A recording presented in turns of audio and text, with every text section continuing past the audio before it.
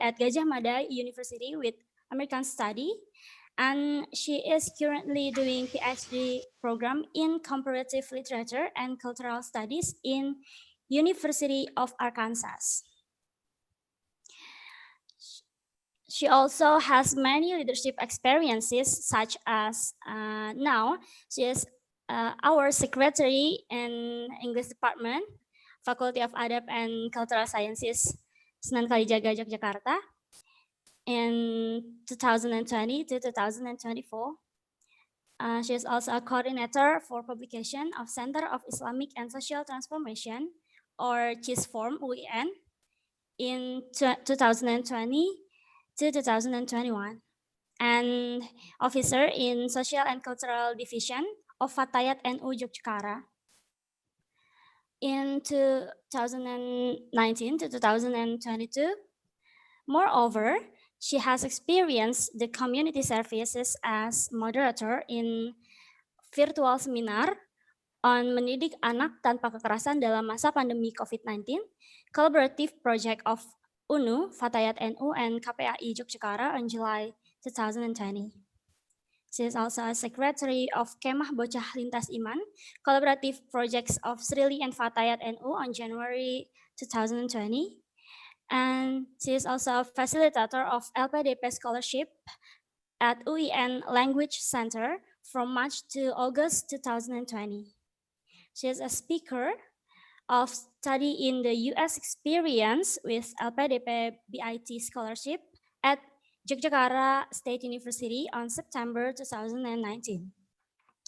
There are still a lot of outstanding experiences from Mrs. Febrianti Lestari MA that I couldn't mention here due to the time and the agenda today. To the Honorable Mrs. Febrianti Lestari MA, the time is yours. Okay, thank you, Ajeng. So my name is Febri, and today in this SE in English Literature cluster, I will be the moderator, and I hope this event will work fine. Okay, Assalamualaikum warahmatullahi wabarakatuh. Alhamdulillahirobbilalamin. Okay, assalatu wassalamu ala asyrafil anbiya'i wal mursalin wa ala alihi washabihi ajma'in. Good morning, everyone. The honorable distinguished speakers for today, Dr. David Caldwell, Bapak Fuad Arif Rudiartanto, PhD, and then Bapak Muhammad Arif Rohman, PhD, and then Bapak Dr. Daniel Hidayatullah, the honorable ICONICS committee, presenters, and all the participants. Okay, today is the fourth and the last day of ICONICS 2020, the virtual conference, and today our focus is in English literature and language. Okay, I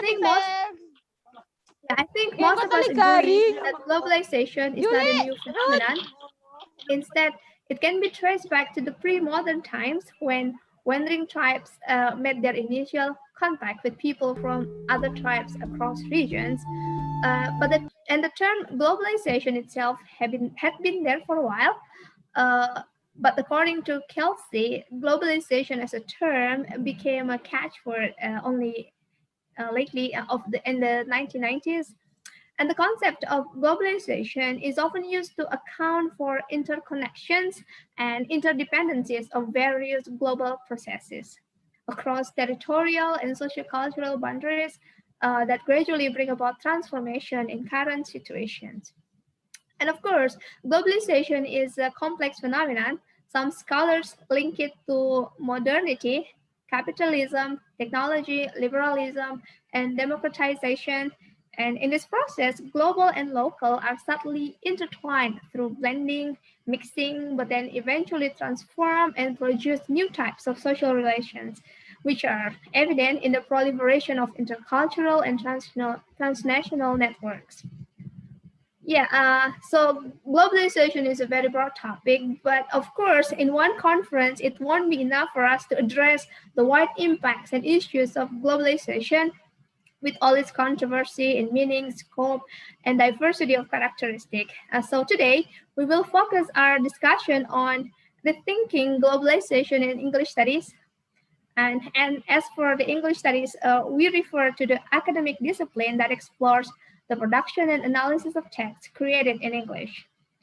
We kind of want to see the relationship between globalization and various practices included within the domain of English studies, particularly within the context of a contemporary globalizing world, and to be more specific, within the context of Muslim society. And I'm so delighted this morning to see all of you, though just virtually, who are eager to engage in this particular discussion. So today we have four speakers that I'm going to divide into two rounds. So I'm going to group Dr. David Caldwell and Bapak Fuad Arif Fudiartanto, PhD, together for the first round because their topic is pretty much related. And for the second round, it will be like around, that start at 10:30. We will have Bapak Muhammad Arif Rohman, PhD, and Dr. Daniel Hidayatullah, who will look at the impacts of globalization on literature. But in this morning, we will focus on the English language and in education. So David, today, this morning, he's going to talk about the influence of globalization on the evolution of the English language. And in his presentation, he will provide some key terms of globalization and explore the role of English in contemporary Indonesia. So David will talk more about it in his presentation. So stay tuned. And the next one will be Pak Fuad Arif. His topic will be about ELT in the globalized world from sociological perspective and in the context of Indonesian higher education. So, and after both presenters are finished with their presentation, we will open a Q&A session for about 20 to 30 minutes. So if you have any questions, please type in the chat room of our Zoom meeting. Our student helper will compile your questions and we will forward the questions to the presenters so they can answer your questions. And then in the second round, which will start at around 10:30, with the same format, we will have another two speakers that I'm going to introduce later. So yeah, before David Caldwell and Bapak Fuad Arif Fudiartanto will do their presentation, I would like to read briefly their CV. First, about Dr. David Caldwell. So, Dr. David Caldwell is a senior lecturer in English language and literacy in the School of Education, University of South Australia. He is also the program director of the Master of Education and also TESOL and the Graduate Diploma in Educational Studies. So David completed his two bachelor, I think, Bachelor of Teaching and Bachelor of Arts with honors, and Master of Arts in Linguistics at Deakin University, Melbourne, and then he had his PhD in Linguistics at the University of Sydney. So if you look at David's CV, you will see that he has extensive experience not only in teaching but also in research publications and conference presentation and anything else. And one of it is he has trained English language teachers for primary, secondary, and tertiary level education in Australia and even overseas. He currently provides professional learning sessions in English language and literacy to teachers throughout South Australia. So yeah, and David research interest, part of his research interest is in the application of SFL or systemic functional linguistics to contemporary language context. And one of the contexts he's currently investigating is English wordings on t-shirts in Southeast Asia. And I think he's going to share that information a little bit today in his presentation.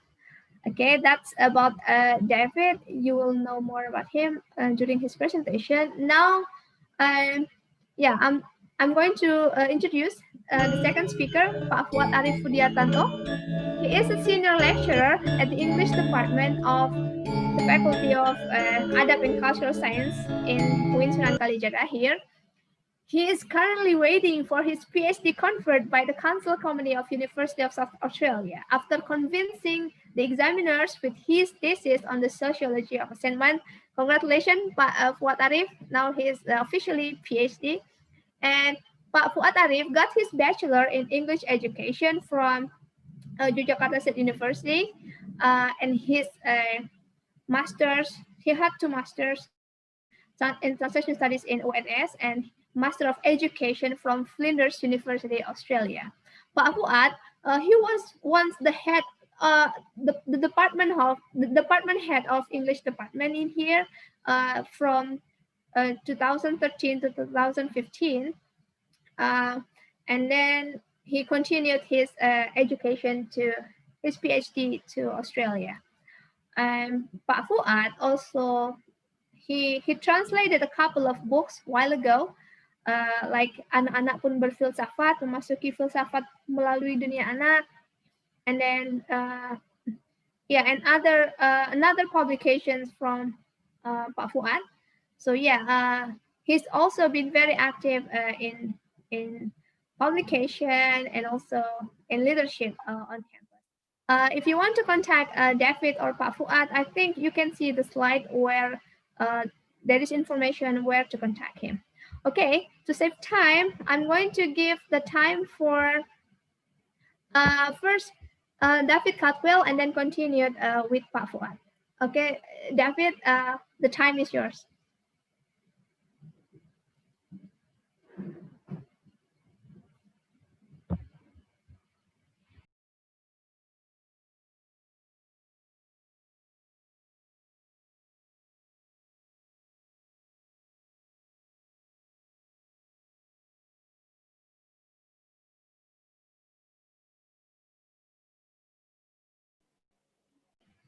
David, you need to unmute your.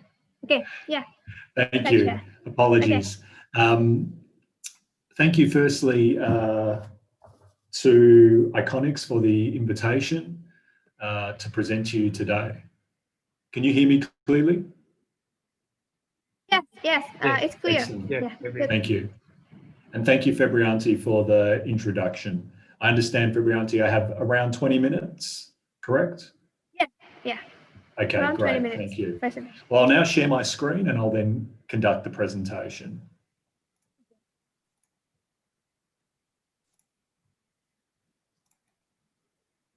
Excellent. So, as you can see from the title here today, the presentation is titled The Influence of Globalization on the Evolution of the English Language. And I'm going to focus very specifically on that topic. You can also see my email address. So please feel free, as Dr. Febrianti said, if you want to make contact with me, please feel free to email me any questions that you have that you might not be able to ask in the session. I also, before I begin, in Australia, I noticed for you there are certain customs and certain things that you will say, I suspect around your Islamic religion, for instance. In Australia, it's very common to make reference and to acknowledge the traditional owners of the country, the Aboriginal Australians. And so I would like to start this presentation by saying that I acknowledge the Ghana people, who are the traditional custodians of the lands on where I'm presenting, which is the Adelaide region. And I pay respect to the elders past, present and emerging, and I acknowledge and respect the Ghana people's cultural, spiritual, physical and emotional connection with the land, water and community. Okay, let's begin. So in this presentation, I wanted to start by just defining a few key terms, particularly globalization and language evolution.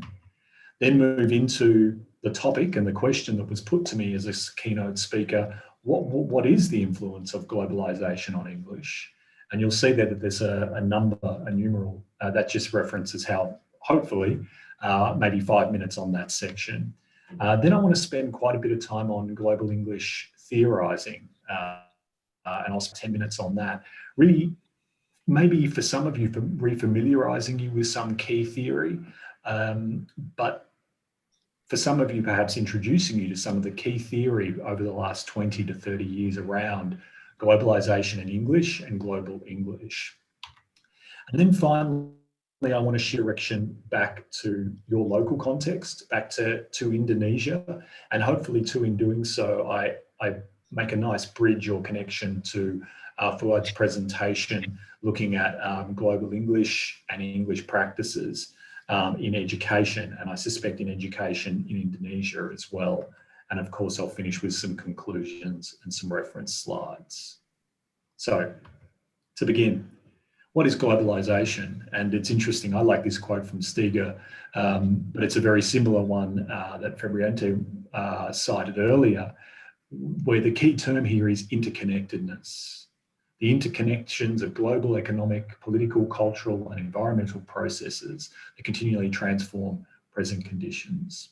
So really the heart of any definition of globalization makes reference to interconnectedness, the complexity of those new connections or interconnections. And of course, as Dr. Fabrianti mentioned, that this is these definitions are often very contested and problematized, and I'm not going to do that today. I want us just to think about globalization in terms of these interconnectedness. And for us in particular, if we're thinking about language, the simple phenomenon that the more connected human beings are across the planet globally, whether that's economically or politically or culturally, but when we do that and when we have done that and evolved to do that, that of course our communication practices will change. And if we're talking specifically about English, English will invariably and has invariably changed due to those interconnectedness or interconnections. The other key term that was in the title of the presentation as well, it was written as evolution of English language, but I want to talk and make reference to just the idea of language evolution.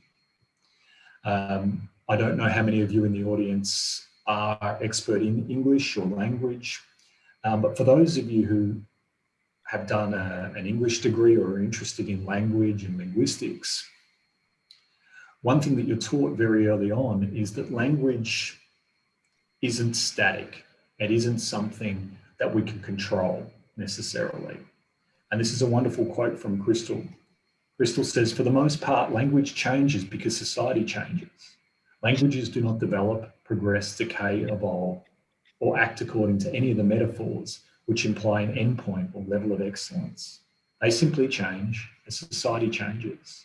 If a language dies out, it does so because its status alters in society, as other cultures and languages take over its role. It does not die because it's got too old or too complicated, as is sometimes maintained.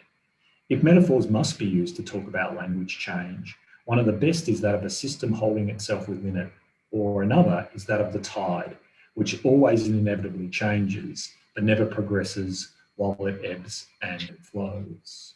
Now, I'll come back to David Crystal's work a little bit later, because this is actually quite a neutral position on language evolution. And I want to suggest to you maybe a more critical perspective on language evolution. But one thing is clear, that we have globalization and this increased interconnectedness for all people living on the planet. And at the same time, we know that language will evolve. And again, anyone who's done work in linguistics or English language doesn't just see language as something that's static that you can hold, but rather, like, if you like to use the metaphor, the tide, it will move and change and shift as society does. And we see that through globalization. I hope you can read these different maps and different graphs. And they're a really nice illustration to take us to the second topic, the influence of globalization on English. In simple terms, globalization has had a strong impact and effect on English language. And firstly, simply in terms of its use, in terms of, as it's often technically referred to as, the spread of English. As English speakers have colonized the planets, particularly through British colonization, that of course has meant a spread in English. At the same time, 21st century digital technologies, the rise of American capitalism and the Western capitalism has also meant a spread or an increased use of the English language. I like these three graphs. Interestingly, please note, taken from 2015. So again, language is always changing, more speakers, less speakers. More updated statistics would have no doubt certainly differences in some of the quantities that are being presented here, but These are reasonably recent statistics, in fact, taken from an article from the Washington Post, and you can see the source, different sources from where these statistics come from. But if we work from the left to the right, again, thinking about this increase in English, what I find really interesting here is this first graph on the left says of the 7.2 billion people on Earth, we can see how many speakers there are of particular languages. You'll notice that actually in that graph, English is actually third, okay? Now this is first language speakers, native speakers. Chinese is first, 1.39 billion, and it's more than that now in 2020, but from 2015. Then Hindi Urdu at 588 million, and English just behind that at 527 million. So when we talk about globalization in English and its increased spread, we don't necessarily have more first or native English speakers than other languages. Again, Chinese and Hindi Urdu has higher numbers of speakers. But what's very interesting is when we start to look at the second and third graphs, the second one in particular, which shows the number of countries in which English is spoken, then we start to capture and understand the spread of English. And in fact, English is significantly higher than any other country, or any other language rather, in terms of the amount of countries in which it's spoken. And again, if we move to the far right-hand column, we see in that visual representation, English is a really big circle compared to French and Chinese. You have 1.5.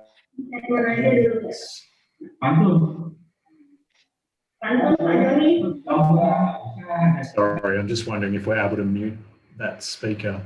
It's coming through quite loudly. I think that's great. Has it been muted? Excellent, thank you. And so this is to illustrate that, yes, globalization has had an effect on the spread of English.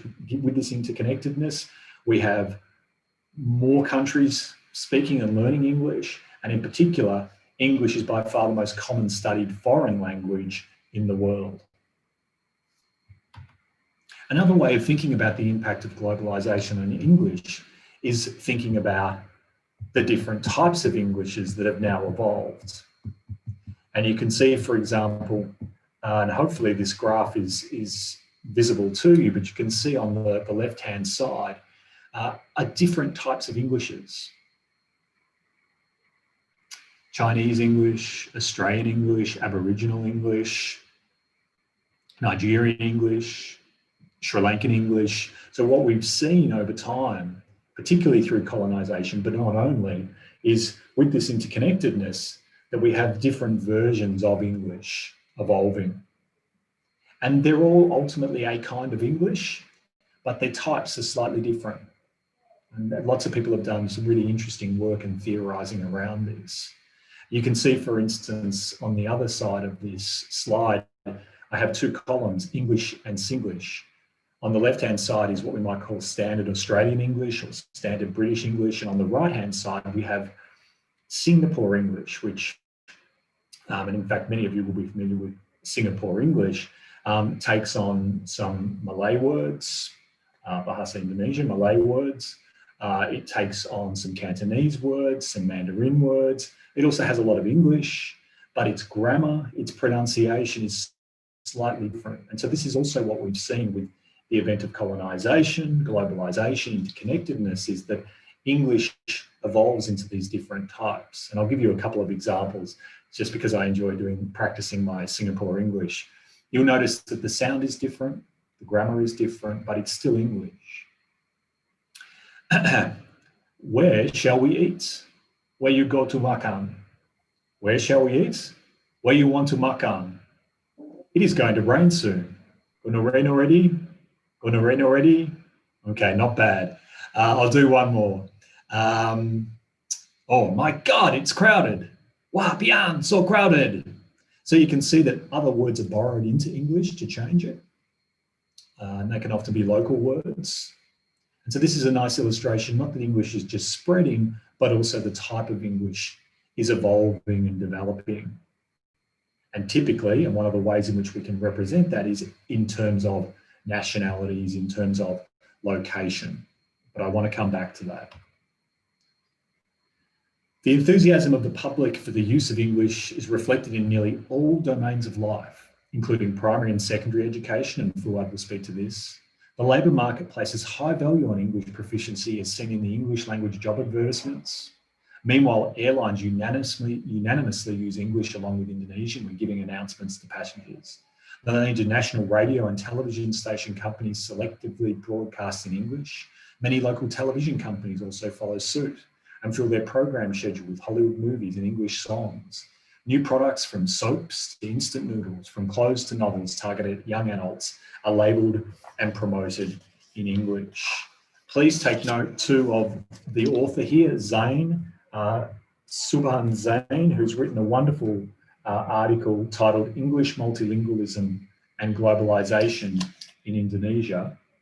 And in fact, I've drawn a lot on this article for this presentation. So I do highly recommend it to any of you who are interested in this topic. And the point he's making, talking about Indonesia, and I suspect for many of you this is familiar, is that we're seeing English in all kinds of areas of our lives, not just schooling.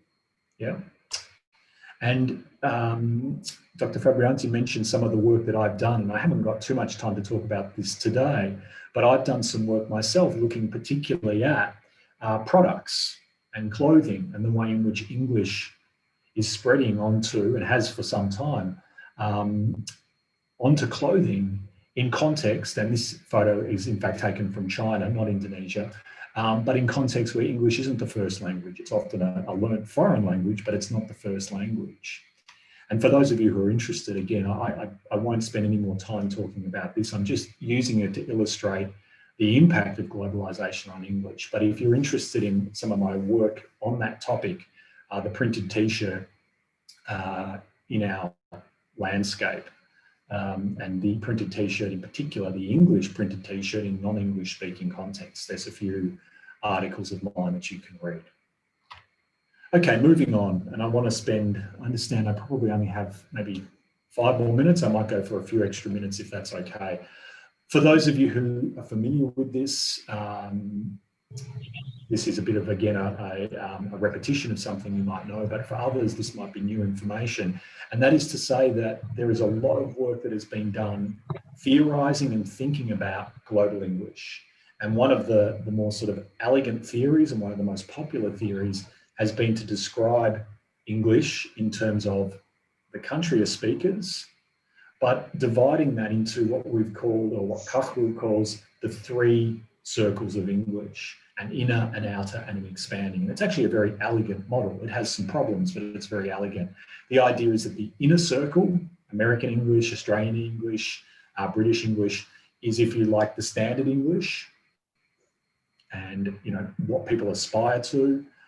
It's typically codified in dictionaries, and it's typically what is taught. Then there are 2 other circles. The next circle from the inner circle is what's called the outer circle. And you have some examples there like Malaysian English, Singaporean English, Indian English. Typically, these are countries that were colonised by the British. And so English has had a formal status within that country and within that context, but it's not necessarily the first language, and it doesn't necessarily adhere exactly to British English or American English. And then there's this 3rd expanding circle, which is often referred to as the expanding super developing, okay? And this is context where there hasn't necessarily been, and typically hasn't been, English colonisation, but through globalisation, through, if you like, the influence of Western capitalism and ideology and digital technologies, countries like Japan, Korea, China, Thailand, and the like are learning and taking on English and producing, again, their own type or form of English. So the World Englishes model, Kakuru's 3 circles, is something to think about as well. But the thing I wanted to talk about today in particular is a really big debate that happened around 20 years ago, apologies, in the context of global Englishes.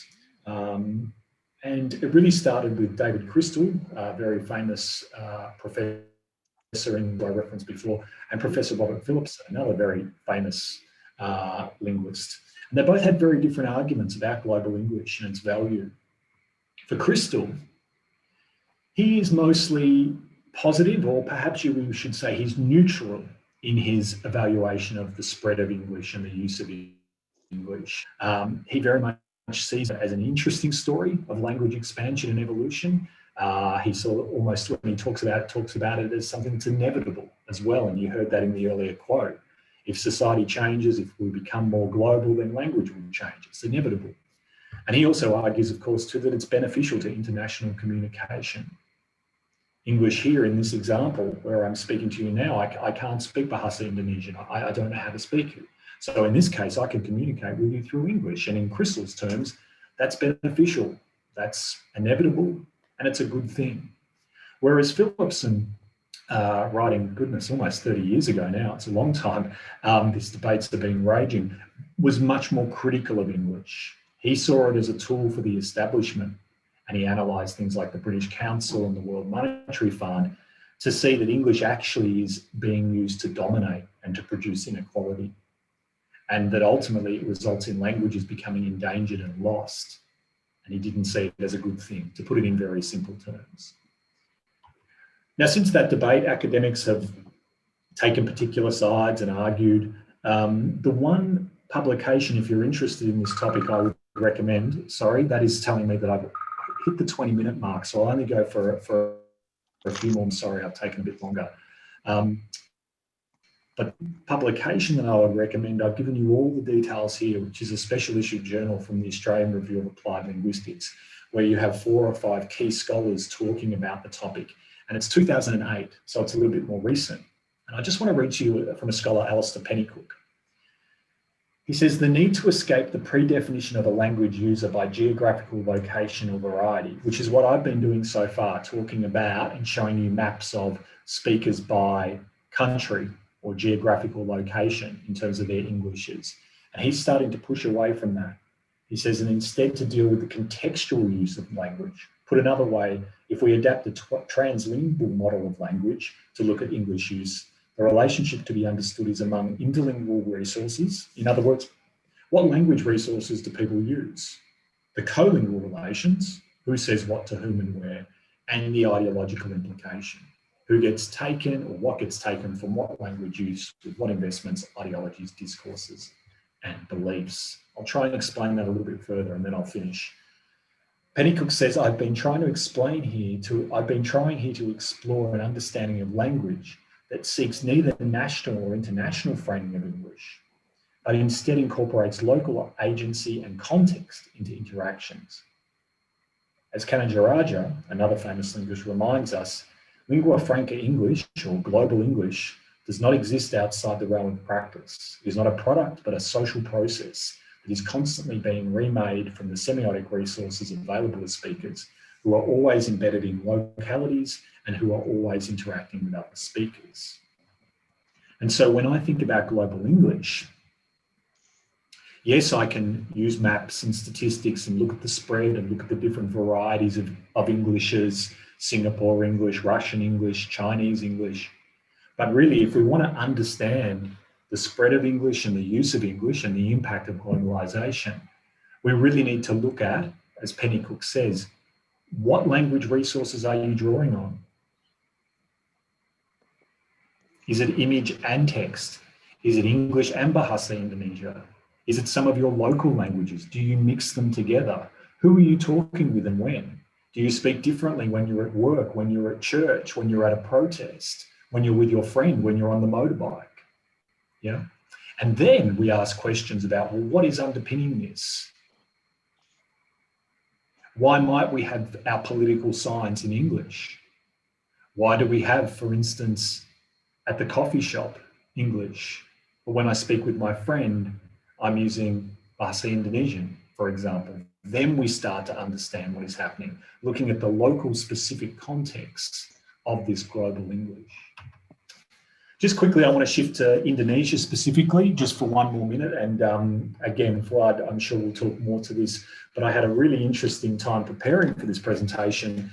And again, reading this article from Zane, who talks specifically about Indonesia. And this will be familiar to you, of course. In Indonesia, English is in a unique position.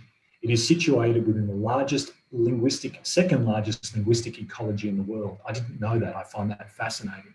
A total of 707 are alive languages within Indonesia's linguistic ecology, but 272 of them are endangered and 76 are dying. More than half of the country's 264 million population in 2017 are speakers of major indigenous languages such as Javanese, Sudanese, Batak, Minangkabau, and Balinese. The largest linguistic community consists of speakers of Javanese as the first language. There are more than 400 ethnic groups in Indonesia, spreading across the archipelago from Sabang in Western Sumatra to Semeru and Papua. A few of these ethnic groups may share the same language, but each has a unique culture. So it's not enough for me to just talk about Indonesian English or Indonesia and English and Bahasa Indonesian, for instance. It's a complex individual space. Now, Zane goes on to talk about education, and again, I'm going to leave this to the next speaker, but it is interesting. He's very critical, a bit like Pennycook as well, about the way in which the Indonesian government has been doing multilingualism. And he talks about just focusing on Bahasa Indonesian and English, and that has meant that all the indigenous languages in education are being lost. He says, we require the formation of a multilingual curriculum that caters for the teaching of indigenous and heritage languages along in English. The movement also necessitates a paradigm shift in terms of pedagogy, where translanguaging is used by teachers to exercise their multilingual repertoire through scaffolded interaction. Look, what that simply means is translanguaging is as a pedagogical tool in which in the classroom the teacher will speak in Indonesian, they might shift to English, they might shift to a local language, they might let a student produce an assignment in history in English, and then they might also then get to produce that assignment in Indonesian, for example. That's training. Furthermore, there is a need for the production of locally embedded materials, including those of local cultures, as well as Asian and Asian cultures, in order to appropriately respond to the increasing role of English as a global language. So he's not saying we don't do English as a global language, but we need to keep on and keep reminding ourselves to consider, and the government needs to consider, the role of multilingualism, heritage languages, native languages, and the like. So in conclusion, we can say that globalization has very much influenced the evolution of English. And there's a lot of scholarship and a lot of popular common knowledge as well, that there has been very much an increase in the use of English language and very much changes in the types of English language. The resulting global English, its spread, and the world Englishes, the different varieties, is not apolitical. It's highly debated and contested. And again, my key takeaway for you is to think about contemporary scholarship considers a translingual model. That is, when we think about global Englishes, we think about the spread of English, we think about language as a social process, not a thing, and that it's always highly contextualized. It's not just about national or geographical boundaries. What language resources are you drawing on? What do you say to whom and where? And then what are the ideological implications?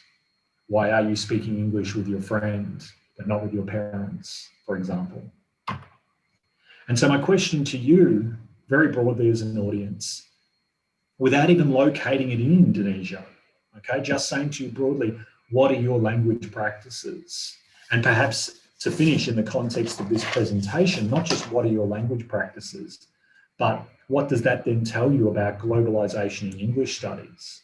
And more broadly, what does that then say for you in the context of this conference about Islamic culture? So rather than me telling you, well, this is global English and this is its impact on you, what's actually your practice? And what is its relationship to Islamic culture and the ideology of Islamic culture and English studies and education in Indonesia for you? And only you can answer that. Thank you very much. Yeah, thank you, David, for the presentation. It was very nice topic about global English and how it should be applied here. And then I think, yeah, before we go to the question, now let's go to what? Where are you? Yes. Okay, You ready? Yeah, ready. Yeah, you're going to share screen from your end. Yes. Okay. Now let's move to the second presenter.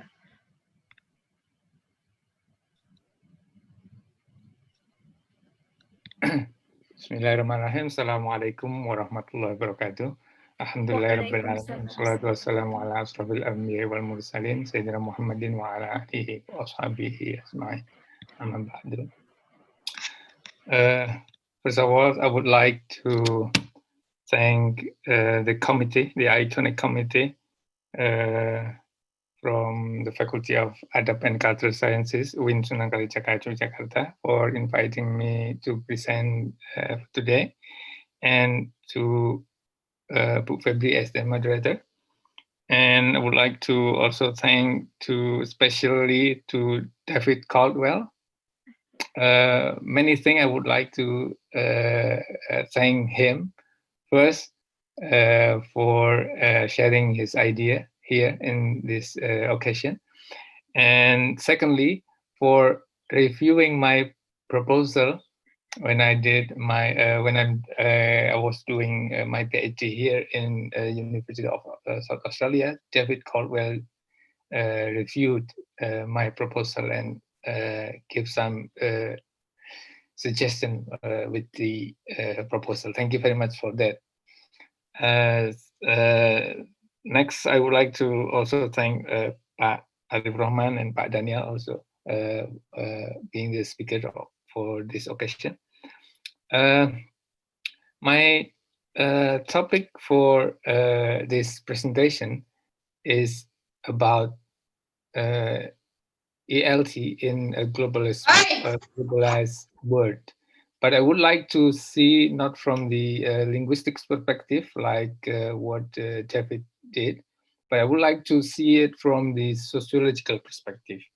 This is drawn from my PhD, my topic in the PhD, especially from Pierre Bourdieu. So I would like to see English as a capital later. Yes, as probably quoted in the presentation by David, but I see globalization here is the spread of free market capitalism. So I would like to see globalization as capitalism and neoliberalism. Yes, we with the globalization we don't have maybe borderless communication, so we can communicate everywhere. I can communicate to Indonesia freely now. It is because of the globalization, and also because of the advancement or development of ICT. It helps the globalization going faster and faster. But the impact of that is that the society becomes complex.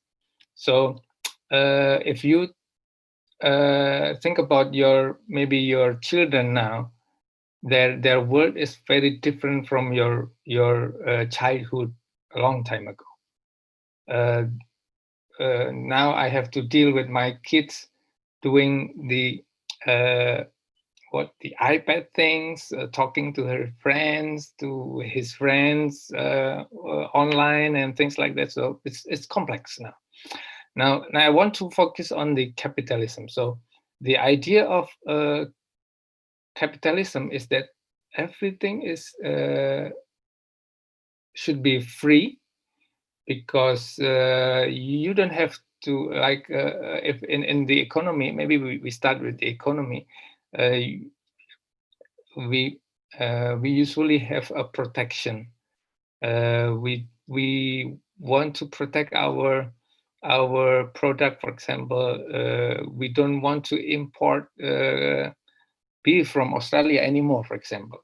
That's not the idea in the globalization. So everything should be free, free trade, okay? And then other than the capitalism, it's also related to neoliberalism. with the characteristic of efficiency, so free trade and competition.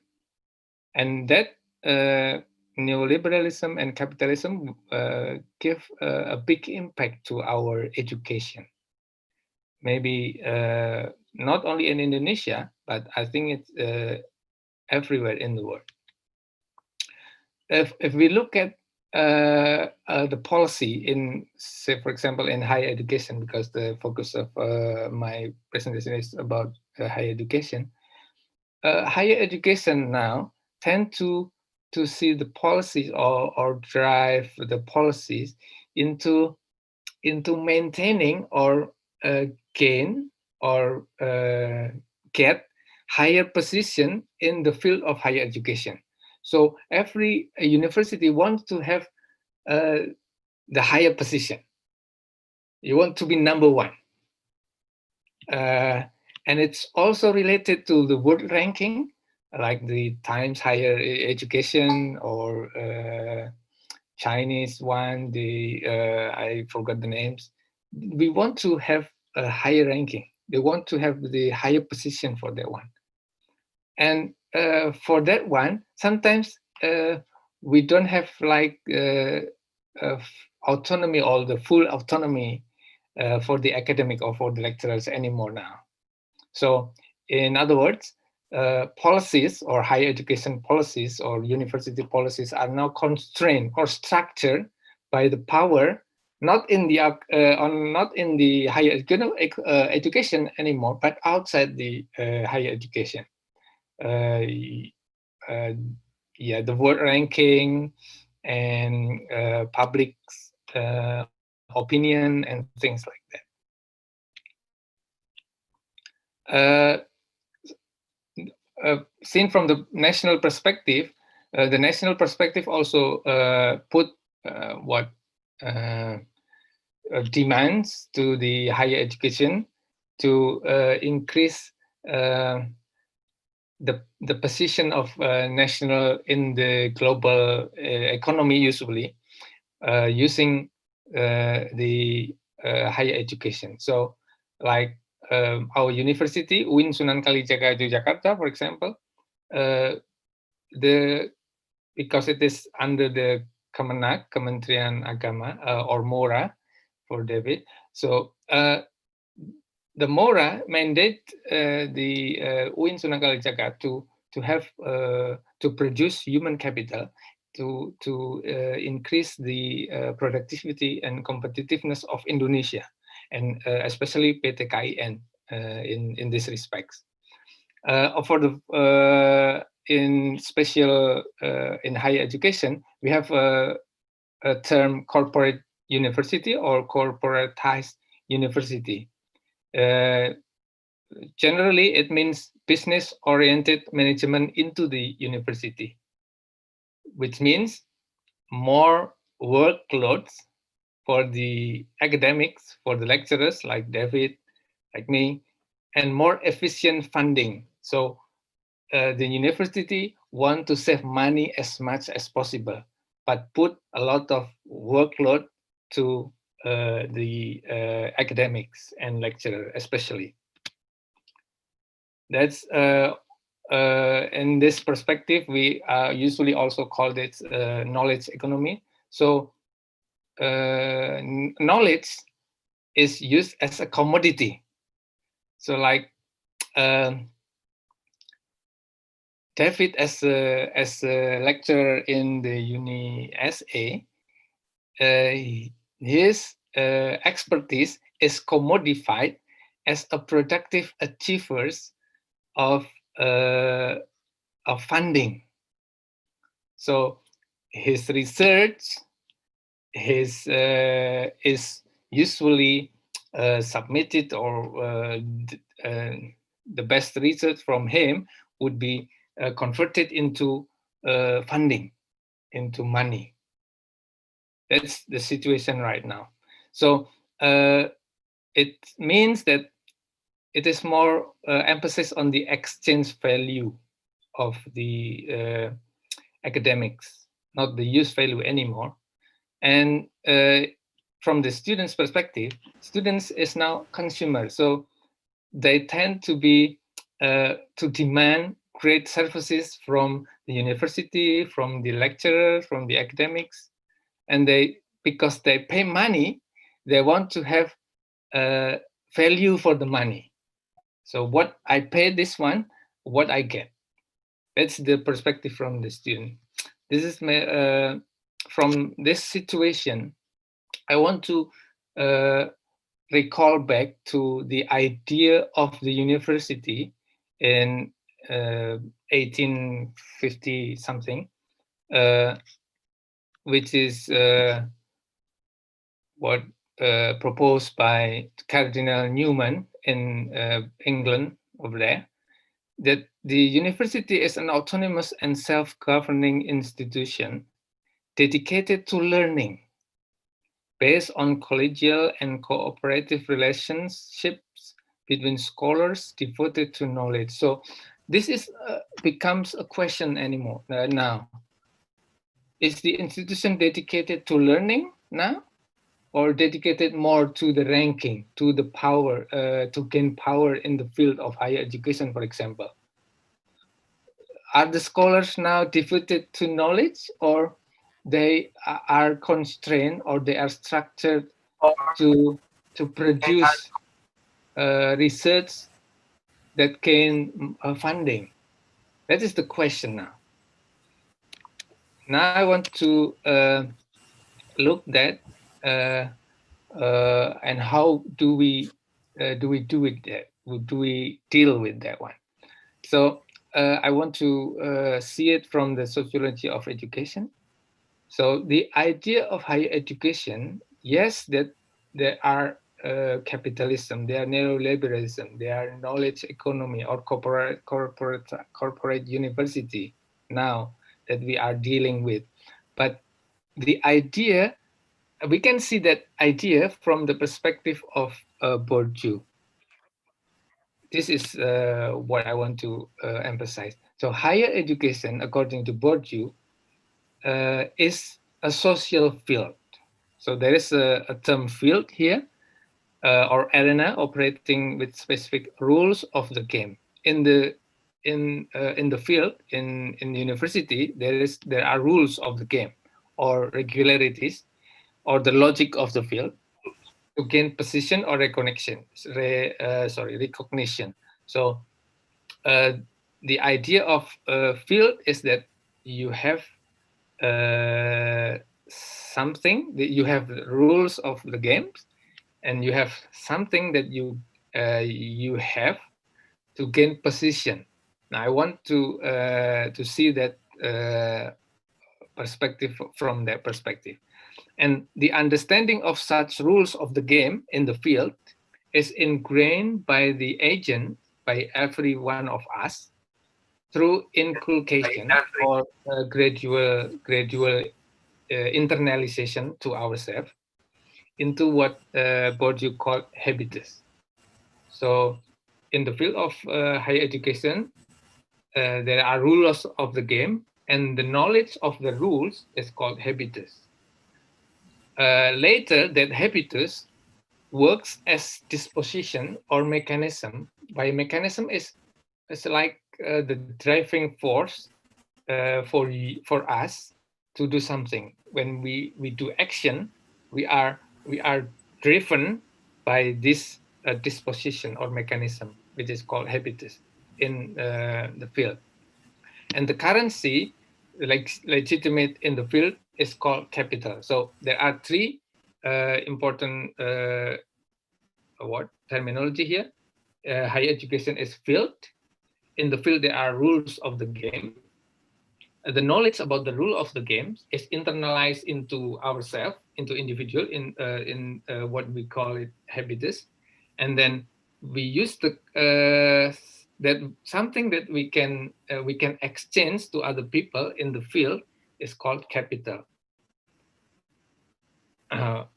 We can only use capital in the field. Say, for example, in the economic field, like in the transaction, buying something and selling something, the capital which is legitimate in there is economic capital or money.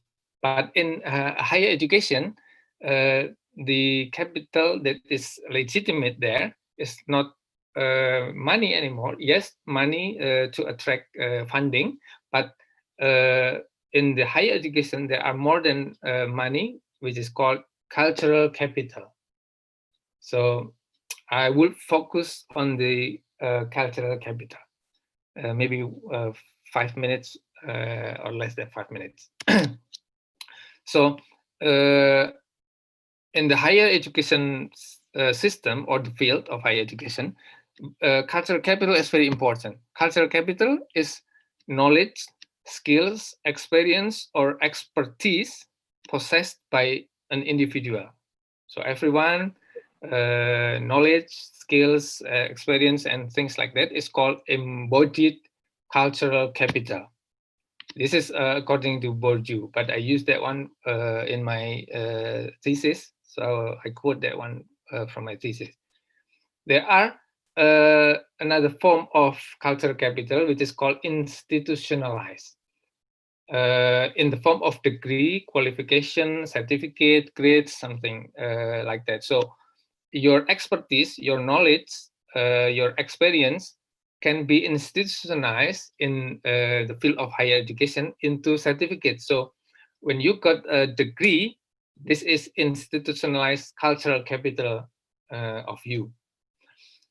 This capital is valued symbolically, not what physically like money, but symbolically. Symbolically means that only works in the higher education. So, for example, when you work in the construction company or construction services, for example, as a labor, your master degree or your PhD degree is not very highly valued anymore because it's not legitimate.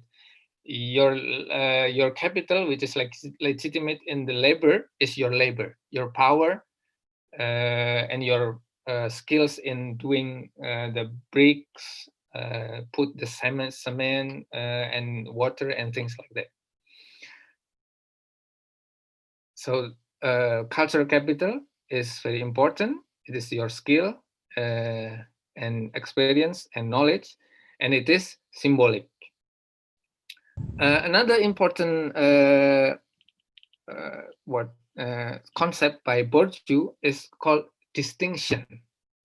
Maybe from the word distinction, we can see that it is a unique value that we have. So, for example, you are the same academics. For example, Bu Febri and me are the same academics at UIN Sunan Kalijaga, Yogyakarta. But because I have a special or a distinctive value or a set of distinctive features associated with the corresponding position, usually perceived as an elite, for example, or Bourdieu's, according to Bourdieu, because he is a French nationality, so he uses Bourdieu's.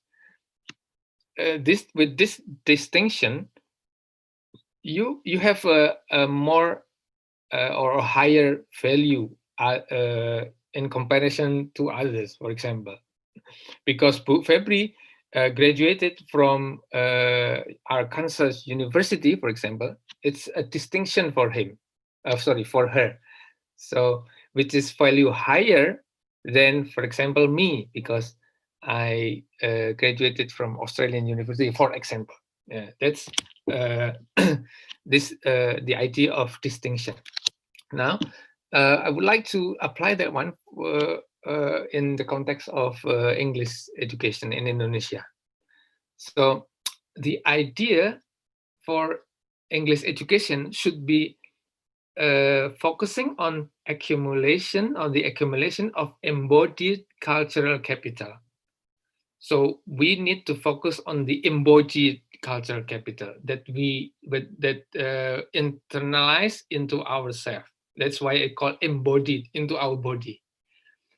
Not more on the certificate, maybe GPA and things like that. That's important because it's institutionalized later. But please don't forget that it is. I think the first one should be the embodied cultural capital, and the higher education or university play the roles, a very important role here, to consecrate and familiarize the student, especially with the culture or with the logic, the rules of the game, that it will become into a habitus for the students, and later, or according to Mills, it's called become a habit of our mind, that the students should experience institutional distinction. Say, for example, in I remember Pak Daniel have a drama course, and in the drama course, the students perform the drama in public. This is distinction. This is institutional distinction that need to be developed, and not only developed, and need to be specialized. It is an institutional distinction. It will gain higher position later.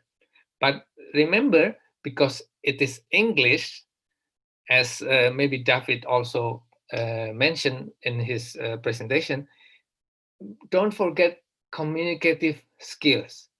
So far, from what I know and my experience here in Australia, Indonesian people, if we compare to Malaysian or Singaporean in the area, I know that because of the situation, English is second language in Malaysia and Singapore, while English is a foreign language in our country, Indonesia. But the idea of communicative skills is what differentiate between Indonesian and Malaysian.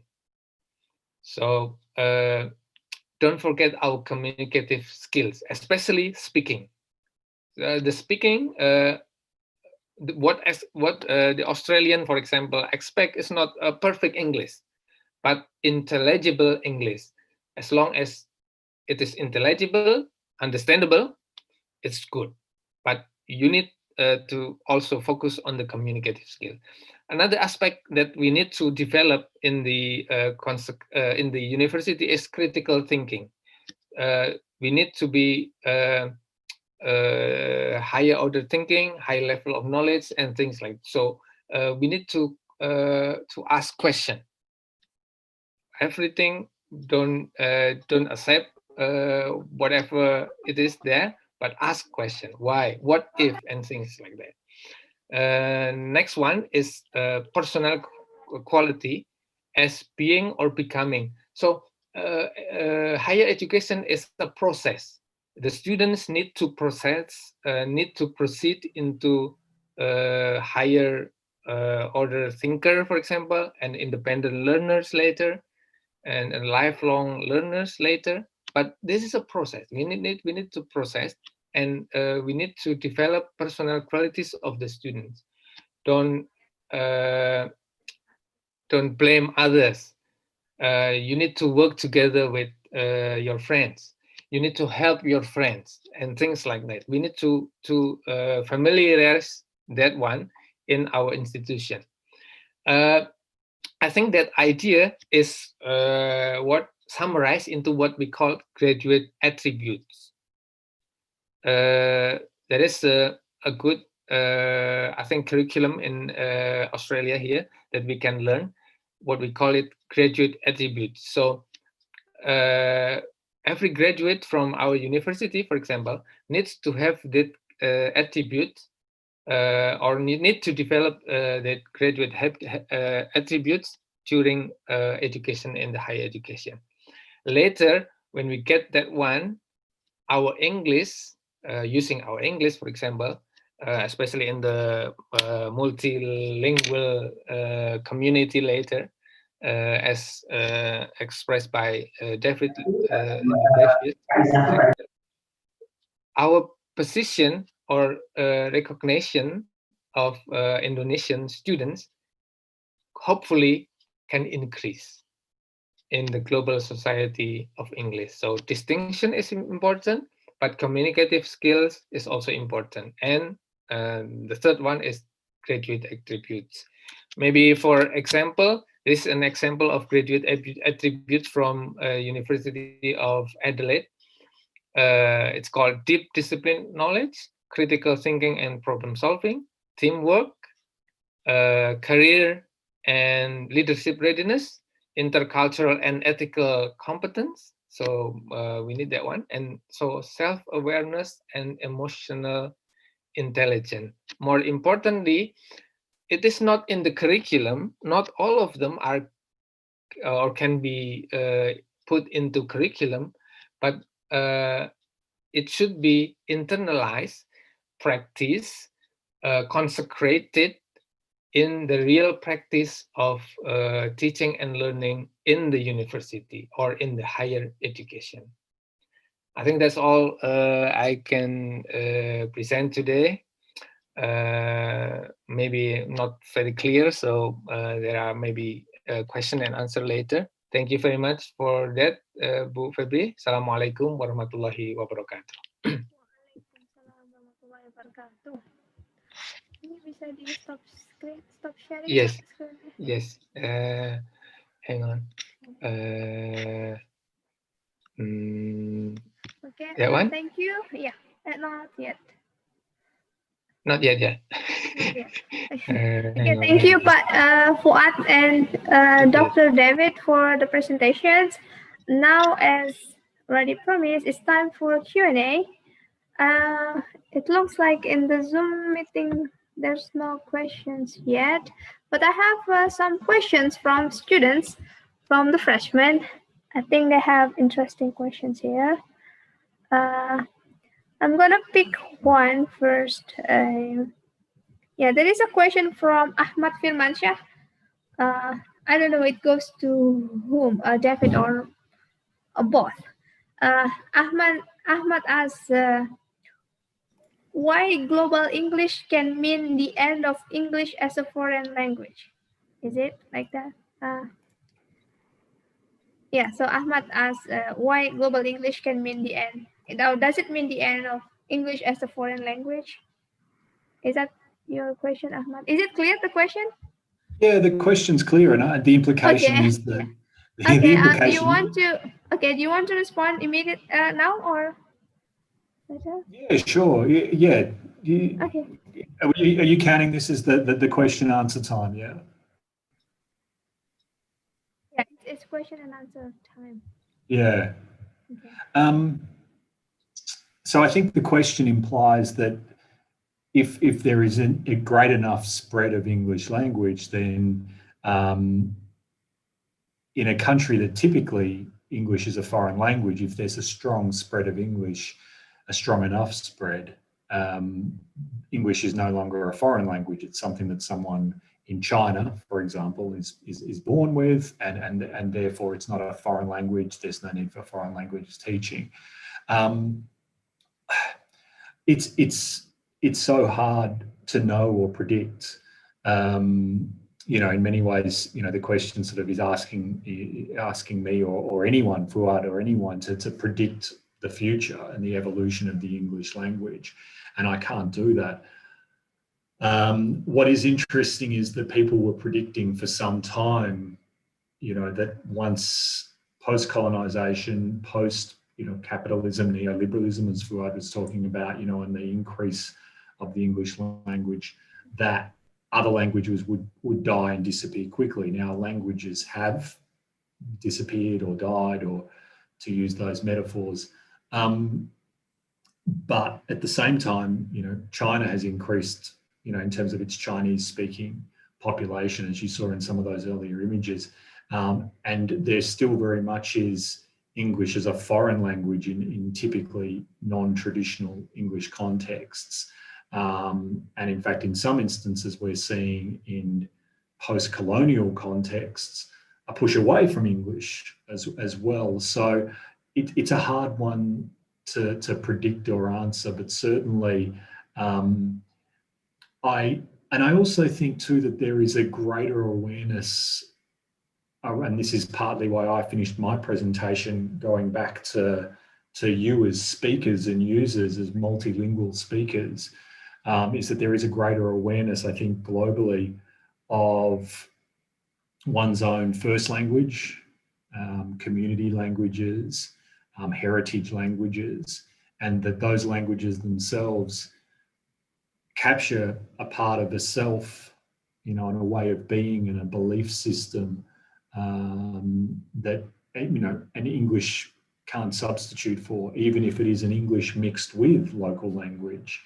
And so I think that there is enough, and again, I cannot predict, but my sense is that that no, it would never replace English as a foreign language. That English as a foreign language in lots of contexts will always still be the case. Yeah, that's right. Yeah. Okay. So yeah, another question. Yeah, it's also to Mr. David again. Faki Sampurno, he has a question to you, David. He asks, would you say that English is actually adapting to a local region to fit in with the local culture, to be more accepted, rather than to actually evolve into different types of English standards, especially in globalization, where English is currently viewed as an international standard for communication? That's an excellent question. Can you repeat that again? Because the first part's really important. I want to get it right. Yeah. Would you say that English is actually adapting to local region to fit in with the local culture, to be more accepted, rather than to actually evolve into different types of English standards? That's a really, really good question. Is it adapting? Look, I'm more of the opinion, I take more of a sort of a critical orientation, and I don't see English so much as sort of adapting to, as rather than imposed on an environment or a context. It's a really interesting way of putting it though, and saying, is it adapting to, because it implies that the local language and the culture has a certain agency and autonomy, and English has to come along and adapt. And I wish that was the case, but that's actually not how I would see it and how I've experienced it. And again, it would be interesting to hear better than me is from actually you as speakers where English is a foreign language, and you know, suddenly in the curriculum and things like that. How do you feel about that? Because I feel like it actually is.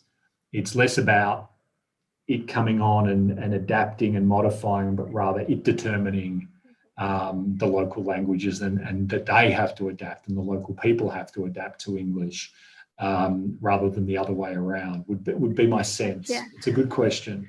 Yeah, he think from another perspective. Okay. Yeah, there is a question. Okay, yeah. Pak Daniel, he has question to you, Pak Fuad. Do you employ the concept of doxa in your approach? Pak Fuad, did you hear me? Yeah, Pak Fuad replied in the chat room. Yeah, already replied to Pak Daniel in the chat room. Thank you.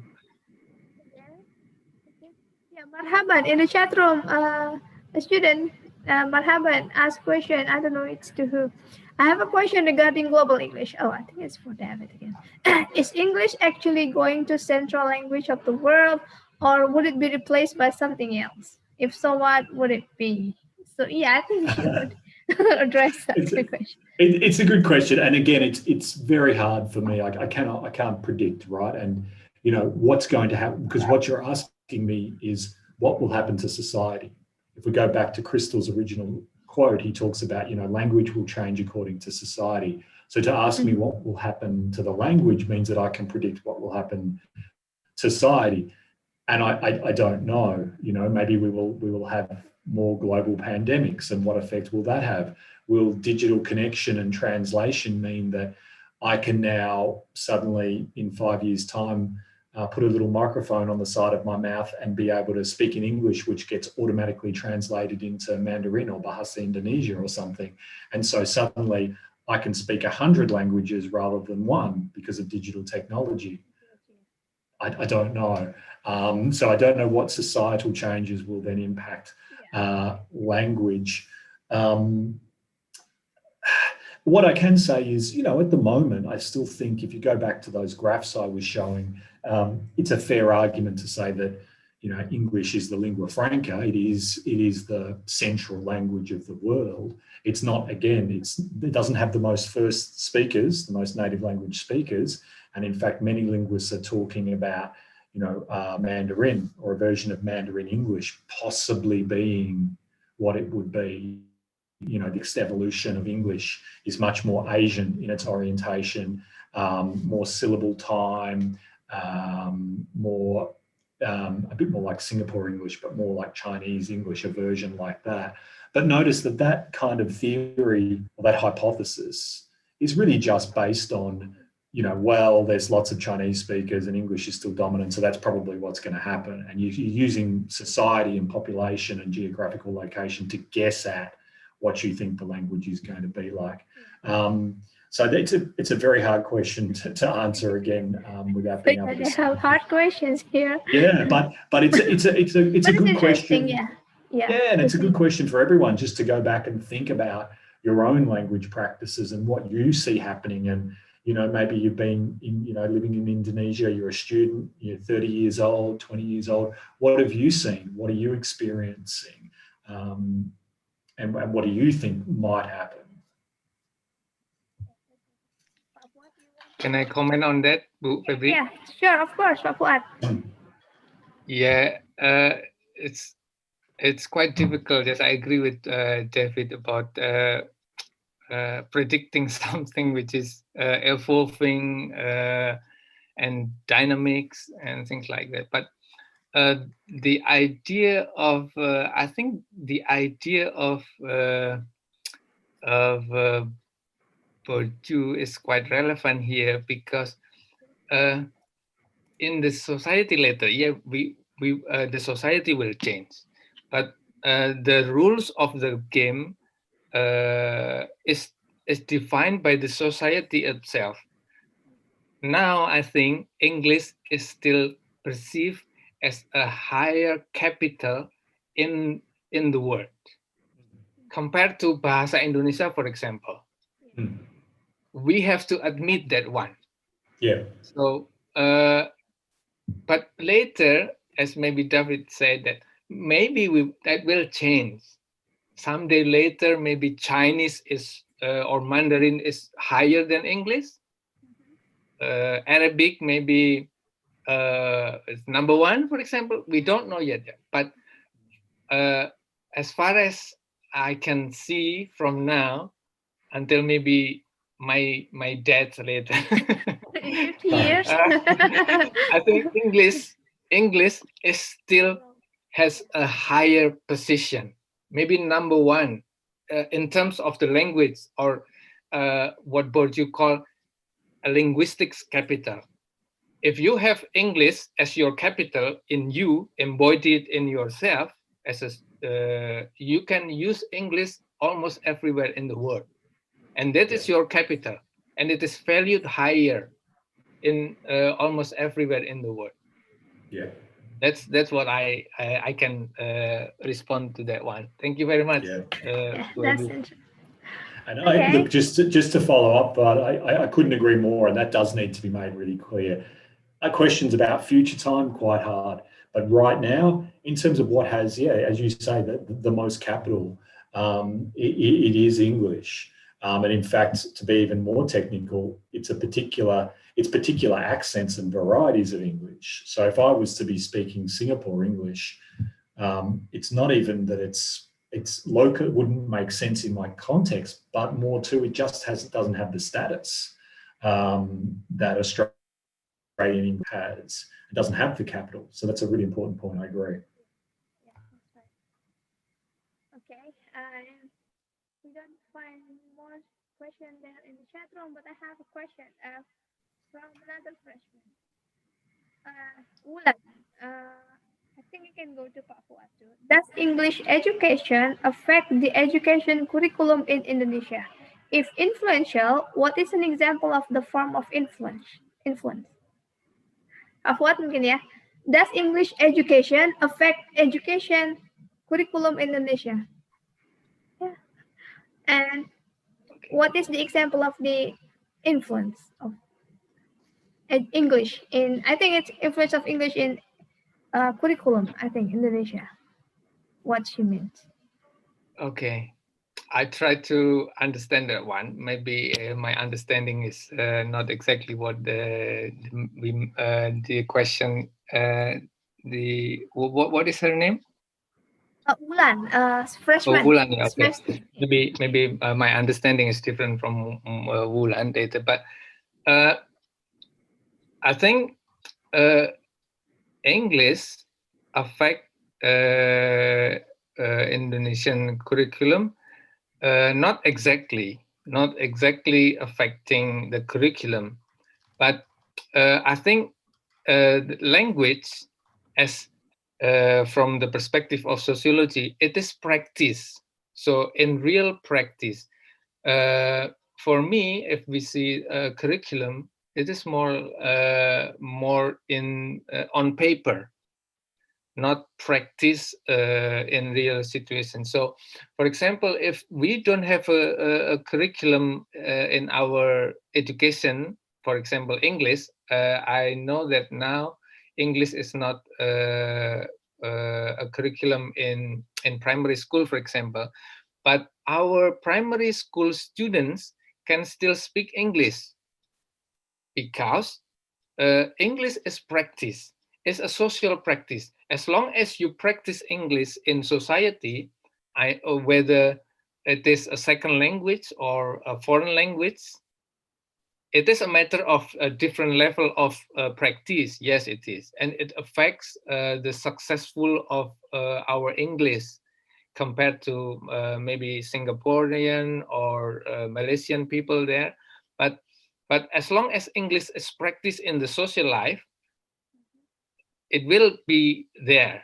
But even if it is not in the curriculum, that's what I can comment on that one. Thank you, Pedri. Okay. There is a question in the chat room. Maybe you can read it too. I want to ask from Maulana.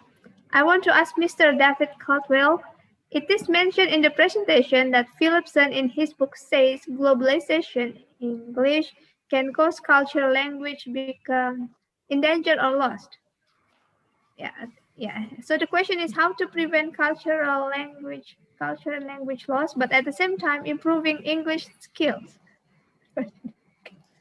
Yeah, thank you. That's a good question. And the answer is that you can do both. Okay, that one doesn't have to be at the expense of another. And in fact, I mentioned this article. I'll hold it up from this professor here, the doctor here. Yeah, I know him, David. You know him, yeah. His article really is arguing for both. You know, he's saying, look, and he's arguing to the government actually, saying, look, in education, you know, we need to keep you know, Bahasa Indonesia, we need to keep, or Indonesian, we need to keep English, but we also, and I think I read the quote, we should be still focusing on our heritage languages, you know, and not lose our cultures. And it simply put, you do both, yeah, in education and in society, and you try your best to maintain both. That society, as a society, you make the effort, and as educators and as governments, we all make the effort to maintain and continue our local languages. That's the critical thing. And sometimes you need to fight for that. You know, it might be political, it might be, like your colleague, Suban, you know, writing it as an academic. You might be a politician as a young, you know, aspiring politician, for instance. But you have to fight for it, because it could be that, yeah, global English can mean some languages become lost. Both can occur at the same time. They're not mutually exclusive.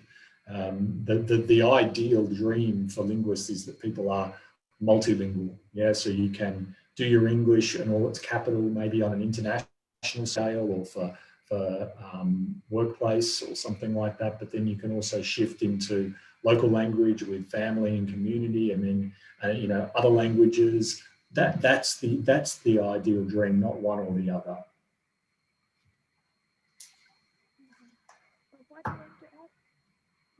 Yeah, so yeah, it has to be both side by side, yeah.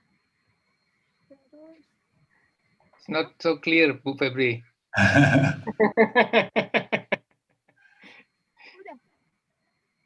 You lose your voice. What about now? Okay, good now. That's better. Okay. Okay. Yeah. Yeah. We have next question. We still have time. Maybe one or two more questions to Pak Fuad. Why does higher education is currently focusing on the rank rather than the education for the sake of knowledge? Is it because of the society and economy necessity in globalization world? Thank you for the question.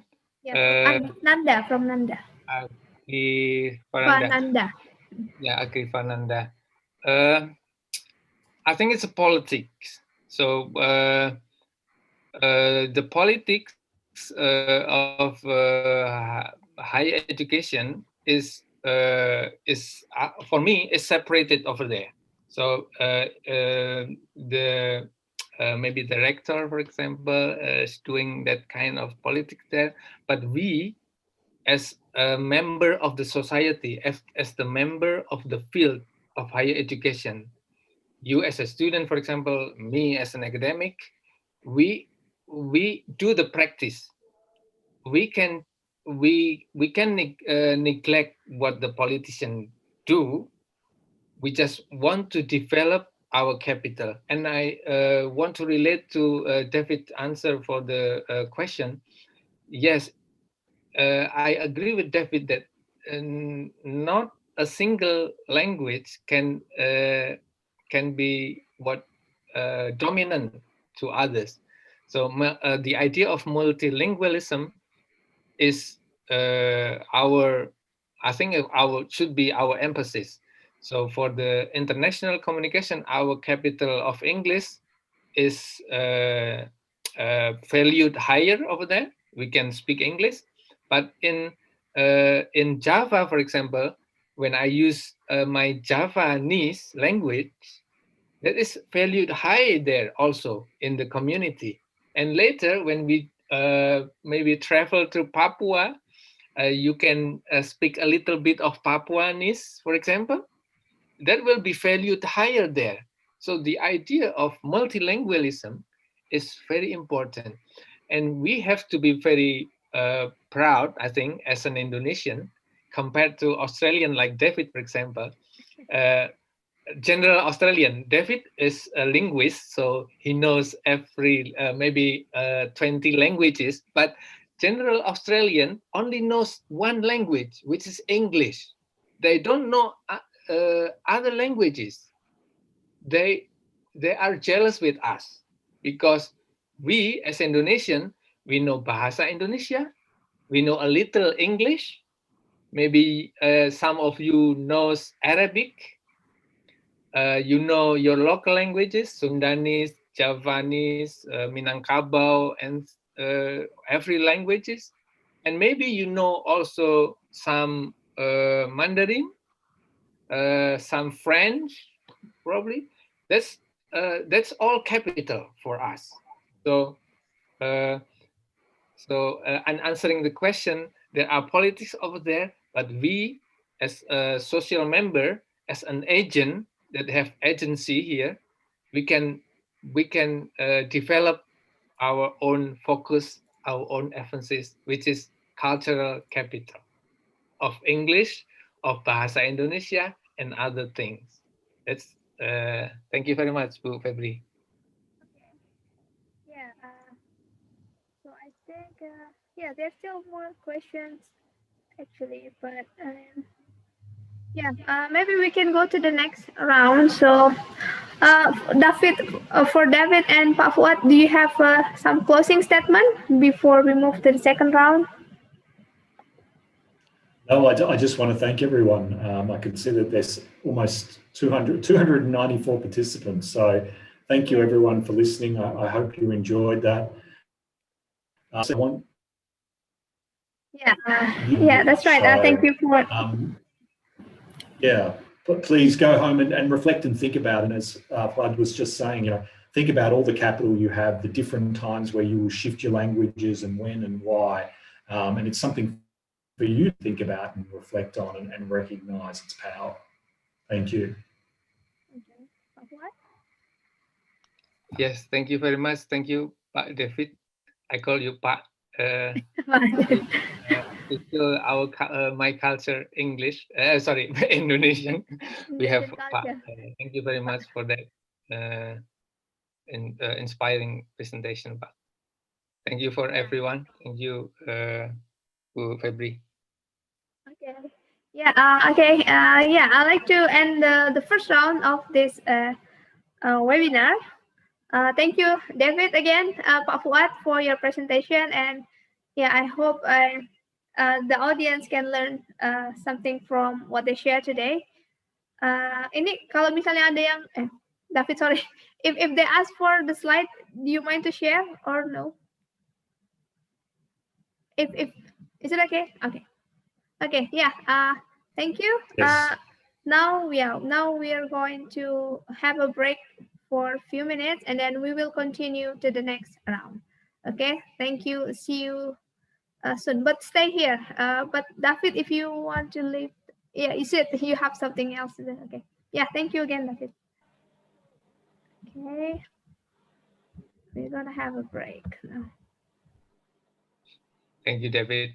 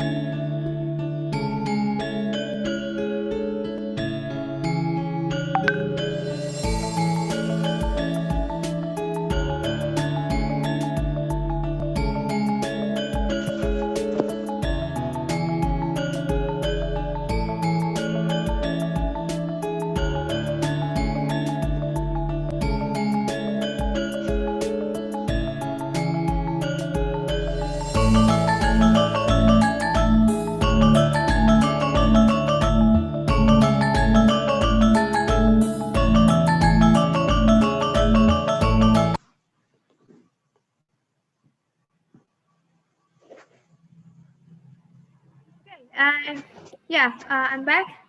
Now, I hope that everyone is ready for the next round. Now, as I told you, we're going to go to the second round. So yeah, Dr. David Catwell and Pak Fuad already gave a very interesting presentation, and their presentation was about more about see globalization and English studies, but from linguistic perspective, like David did, and then Pak Fuad looked at it more from sociological perspective, which he relate with the higher education context, and then he promote the idea of linguistic capital. Okay, and now let's go to the next round, and it's gonna be okay. Yeah, Pak Arif Rahman, thank you for being here. Yeah, just for your information, tadi David Catwell from South Australia, and then Pak Fuad also in Australia. Now we move to London. Ada Pak Arif Rahman. Jam Hello, berapa di sana? everybody. Halo Bapak. Jam 4.43. Yeah, Belum sorry, but subuh thank di you. sini. Ya, Subuh ya, Pak ya. ya, Thank you no so worries. Okay, No thank you worries. so much, Pak Arif, Yes. for your willingness to attend this discussion. Yeah. So yeah, in the second round we have Pak Muhammad Arif Rahman, PhD. He's going to talk about his title of the presentation, Between Local and Local, Reading Text in the Global Era. And he's going to look into how reading contemporary literature can be done in the global era. And then he's going to bring about, he want to talk about the production of computer and online connection and how it brings about many changes. Yeah, in the relationship between people and cultural products. Yes. And then, yeah, in this situation, he said in his abstract that perspective in relating one literature to other literature is interesting. And then this is where comparative literature is important to the study of literature. And then that's why his presentation will look at the Fotonya bagus fotonya. comparative literatures from different locales to the learners. And the second presenter is Dr. Daniel Hidayatullah, and his title of presentation is Red Badge of Courage and Jalan Tak Ada Ujung. Jadi juga comparing Indonesia's and America's national masculinity. Yeah, the main point is masculinity from Pak Dan. We will start the presentation Pak Arif Rahman, but before he starts his presentation, I'd like to read briefly about his CV. So Pak Arif Rahman ini right now is the Education and Cultural Attaché in Indonesian Embassy in London. So he's live from London at this time. He's also actually a lecturer in Gajah Mada University, and he was the program director of the graduate school, ya Pak ya. Okay. Yeah, Pak Arif Rahman received his bachelor degree in English department and his master in literary studies from the same university, in Gajah Mada University. But then he continued his study. He got his PhD. He did his PhD between 2009 to 2014 at SOAS, or School of Oriental and African Studies at University of London, a while ago. And then, yeah, recently he was, as I told you, he was the head of doctoral program in American Studies at the Gajah Mada University. But then he got this position in London. And then, yeah, Pak Arif is very concerned about comparative literature. I know that he's very active. I remember he did a lot of kayak conference ya Pak, small conference discussion about comparative literature. That's the thing that the next presenter after Pak Arif Rahman, we have Pak Daniel Hidayatullah, Dr. Daniel Hidayatullah, and he just got his doctor and he got the commencement yesterday. So congratulations, Pak Dan. Pak Daniel is the lecturer of Winsunan Galijiga University in English department. He earned his bachelor degree in Gajah Mada University, master in Gajah Mada University, and doctoral degree also in Gajah Mada University. All related to literature mostly, ya. Pak Dan ini, yeah, he's the former secretary of English department a while ago, and then now, yeah, he wrote a lot of a couple of publication, and such as exploitation of plantation labor in 19th century America and Indonesia, and then he wrote journal article to Adab-It, I think, in Homer Simpson prototype superhero in America. And yeah, Pak Dan is in English department. He's very concerned. His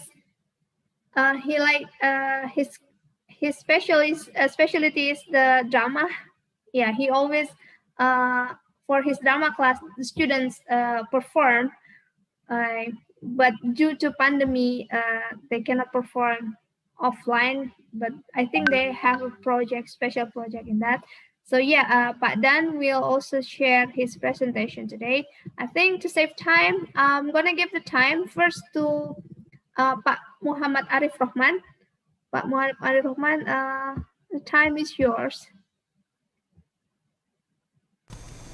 Okay.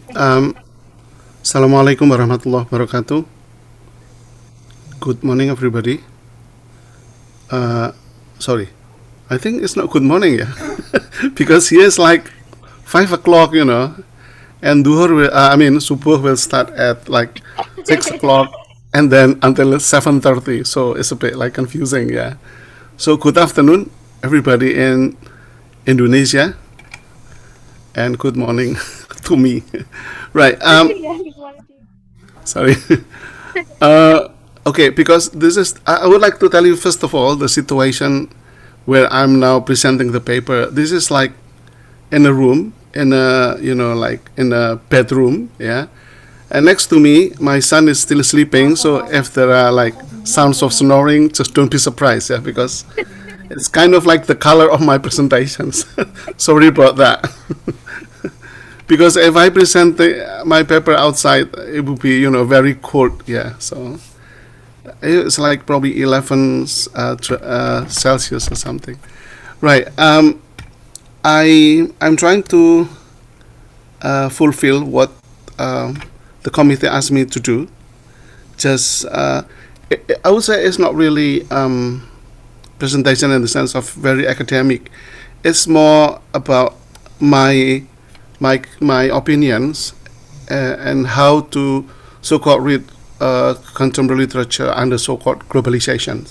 So I began to use often the term so-called because I'm maybe like a skeptical type. So every time that has been considered as the place will be always questions. Yeah. So it's just make the word live lively and not really one color but colorful. Yeah.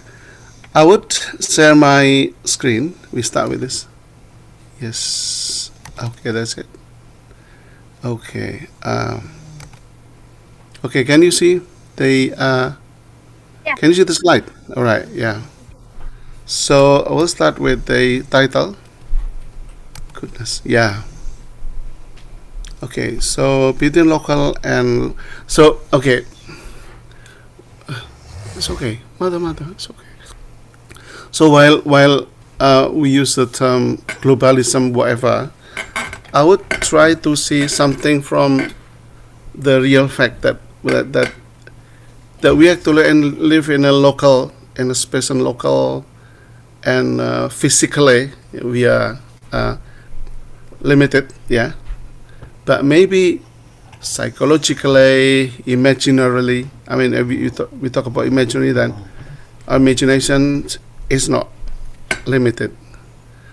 Now, my presentation is entitled between local and local, also called like localism. I don't know. It's probably just my own word, my own term of looking at things in as a particular perspective. Yeah.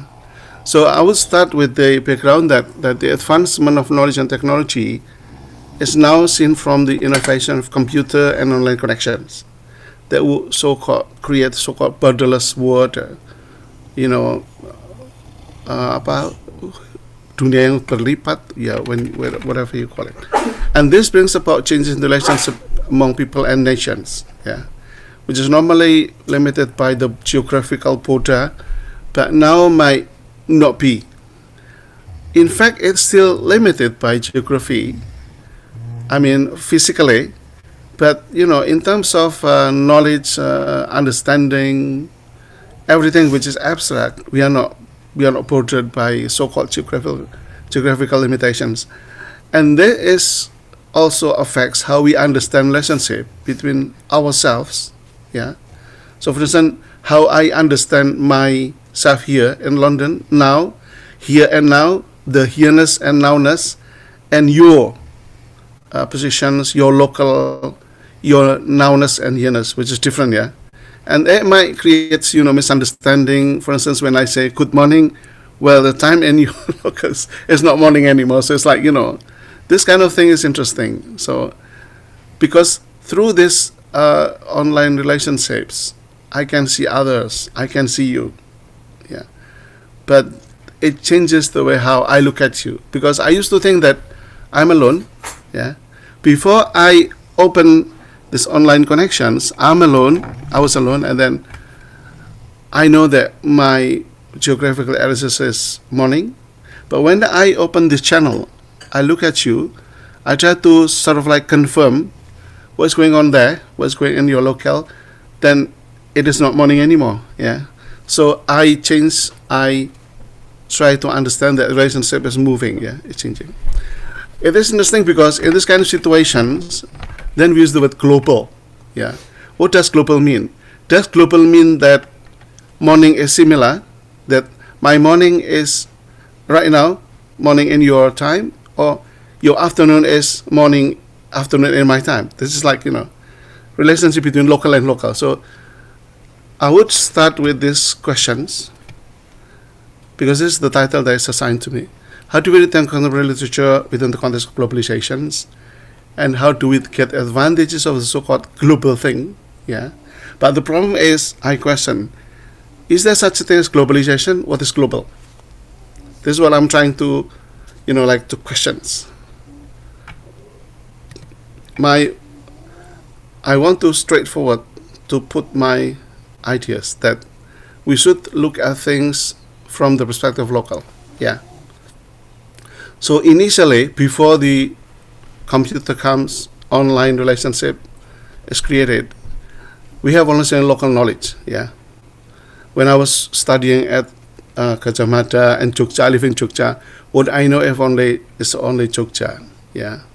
So we are equally limited by geographical knowledge, which is probably spread by technology in the past, and maybe shared values and language.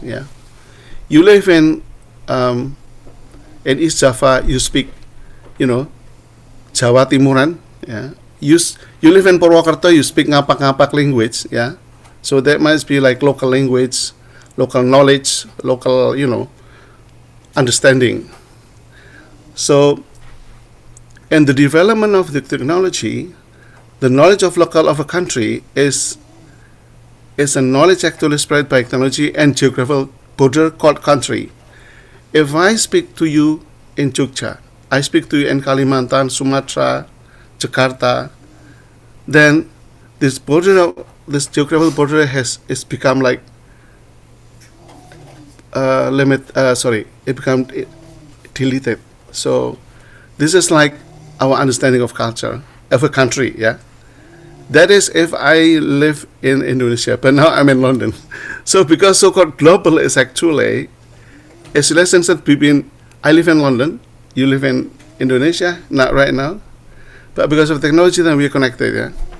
So what I'm saying is, actually, this is a relationship between local London and local Indonesian, maybe local Purwokerto, in relation to local Jakarta, in relation to local Samarinda, mungkin, I don't know, so many things.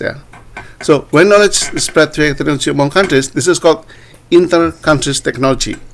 This is there how we learn Malaysia, we learn England, we learn maybe Africa through knowledge through the, like the transfer of technology, the transfer of knowledge via technology. Now, I would come to kind of like division, that under this logic of knowledge, we may have ideas of like geographical knowledge of Yogyakarta, Jakarta, Bandung, etc. One possible division. But apart from that, we might live in a so-called ethnics. So geography and ethnics will produce also Javanese knowledge, Sundanese knowledge, maybe Sumatra, so many different knowledge, depending on the ethnics. And I think Indonesia is very rich of it, And a bigger scope, this all geographical knowledge and ethnic knowledge create a bigger, so-called national knowledge, which is Indonesians, which is actually combinations of cities and ethnic knowledge. Now, I would like to compare this with what happens in, for instance, like Indonesia and the UK. So in Indonesia, we have Java, Sunda, Sumatra, based on the ethnics, and Yogyakarta, Bandung, Jakarta, etc. Which is based on the geography. In the same way, UK also has different ethnics actually, which is based on the geography. So we have like English, Scottish, Welsh, Irish, which is based on the ethnic, and then also we have like geographical borders, which limit so-called like city like London, Colchester, York, Edinburgh, Exeter, etc. Even in this local, there might be sublocal. So maybe Javanese, you can differentiate between Central Java, East Java, West Java. I think even Londoner, you can probably like distinguish between, maybe the members of parliaments, or maybe, native Londoners, commerce, or, it can be actually so complicated. But when we're reading literature, it's actually, we probably never thought of that. Now we come to literary studies. As literature is part of local knowledge or culture, we can call local literatures in Indonesia to include Javanese literature, Sundanese, Sumatra literature. The same is true of UK.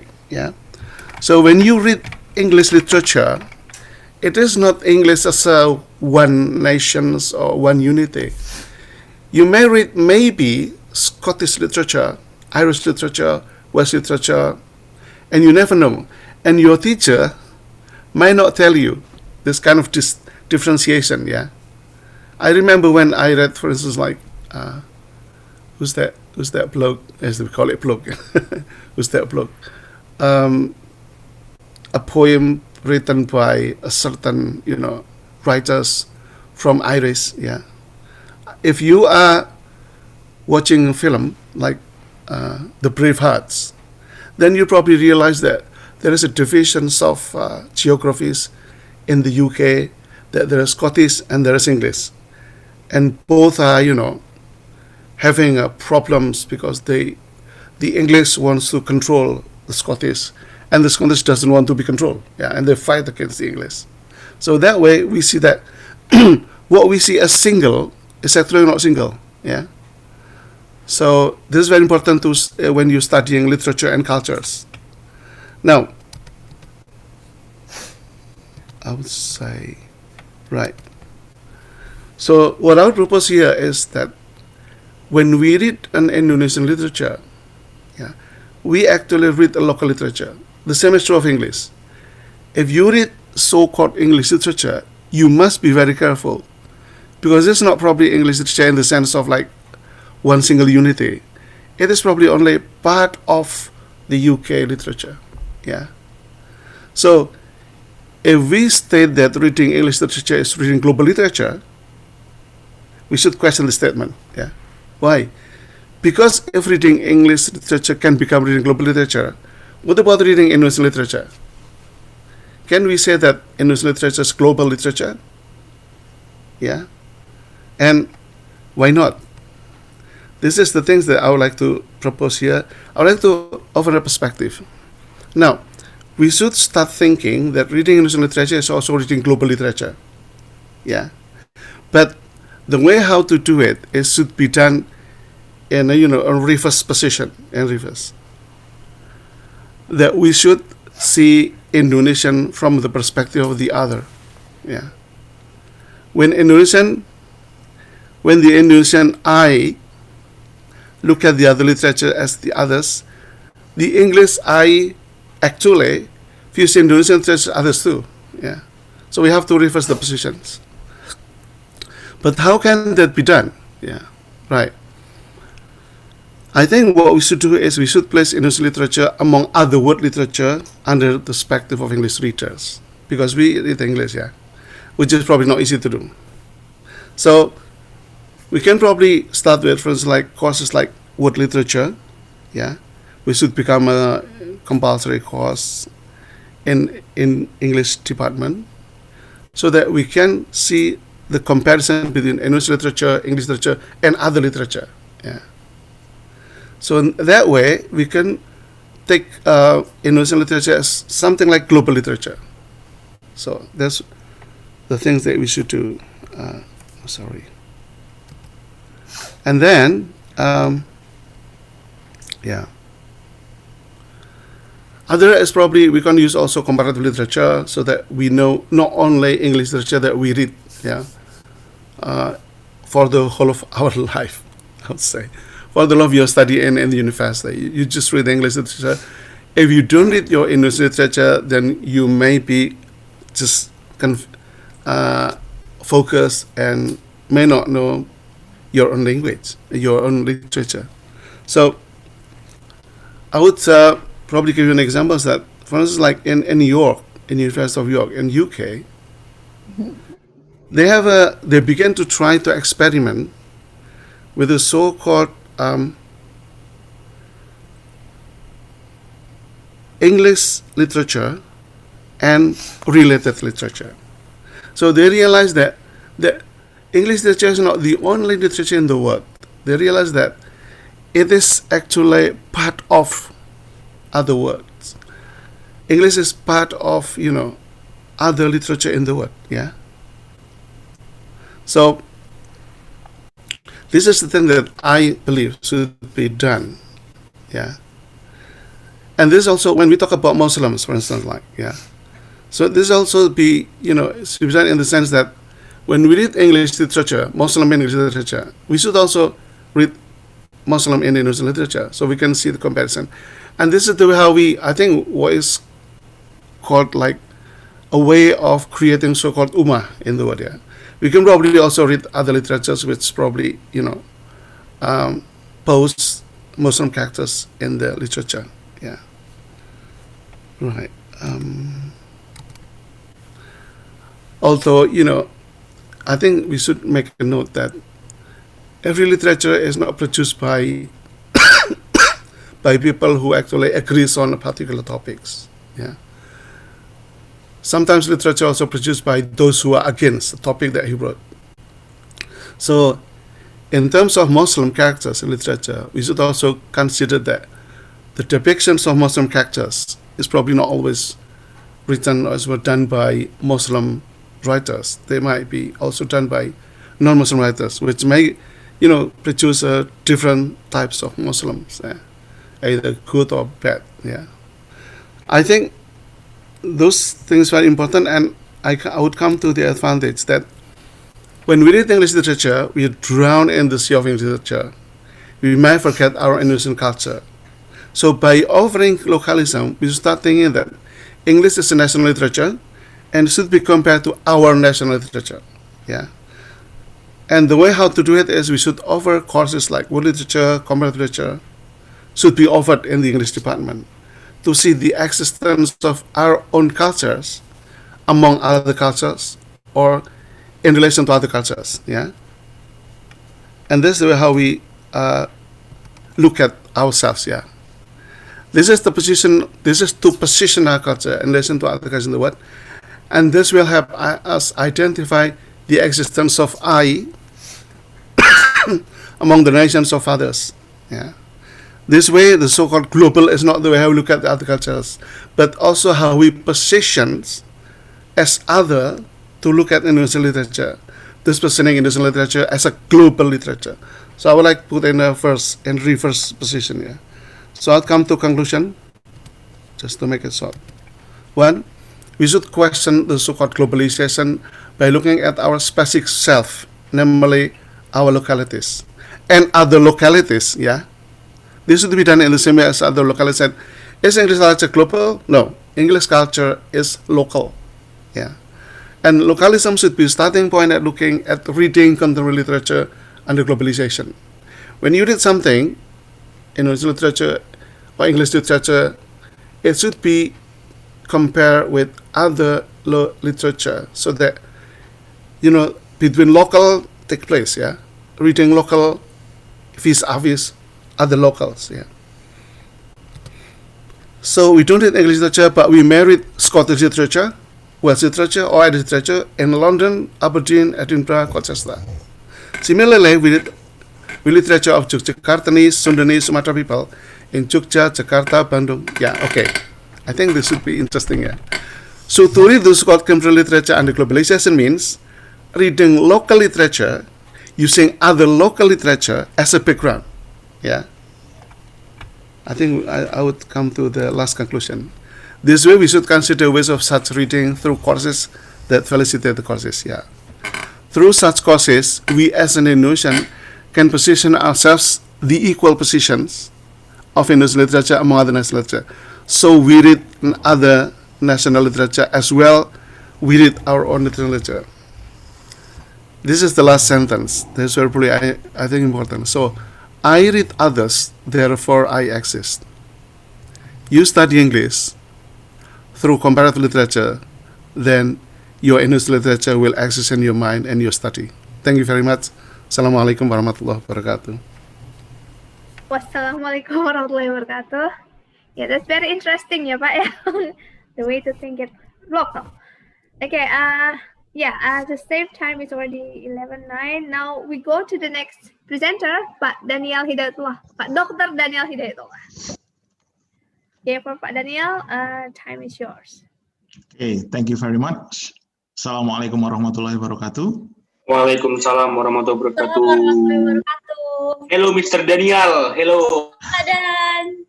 Halo. Banyak penggemar ini ya. We are from class C. Congratulations dulu dong. Barakallah. Congratulations. Alhamdulillah. One sukron, yeah. Okay, before I start my presentations, let me express my gratitude to this wonderful individual. First of all, I'd like to thank to Pak Arif Rahman.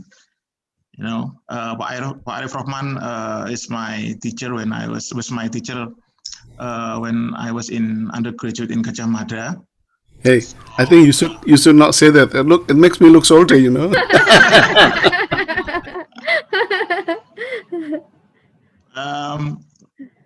Pak Arif Rahman inspired me in a lot of things. Yeah, one of which is the studies of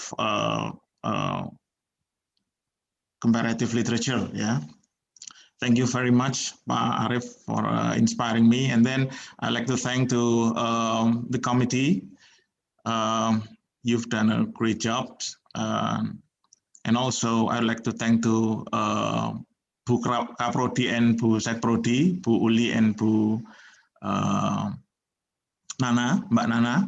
Thank you very much for letting me present my paper. Yeah. And then last but not least, thank you for all the participants here. Thank you for the students of English literature for joining this wonderful seminar. Okay, I think I agree with what Pak Arif said, yeah. But the difference between me and Pak Arif, maybe for now, for these presentations, is that Pak Arif, you know, conceptualize the notions. Well, I already did that, yeah.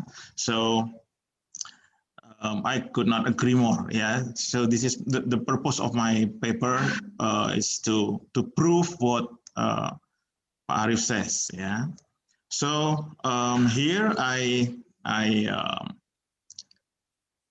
take two literatures, yeah, literary texts from Indonesia and from America. Yeah.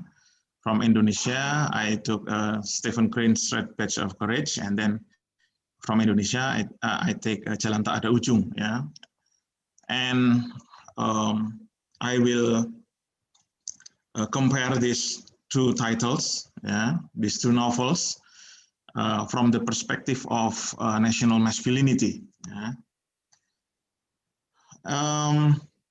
My first reason why I compare these two literature is, you know, Pak Arif Rahman said Braveheart, the title. Yeah, I think that's the title of Pak Arif Rahman's thesis. Yeah, if I'm not mistaken. Yeah, I still remember because Pak Arif is my teacher. Okay. The main reason is that usually in wartime, yeah, the story with wartime setting, the story employed the violence or military mode. Yeah, so the type of masculinity that is shown in that type of literature is, or that genre, is the hegemonic masculinity. Yeah.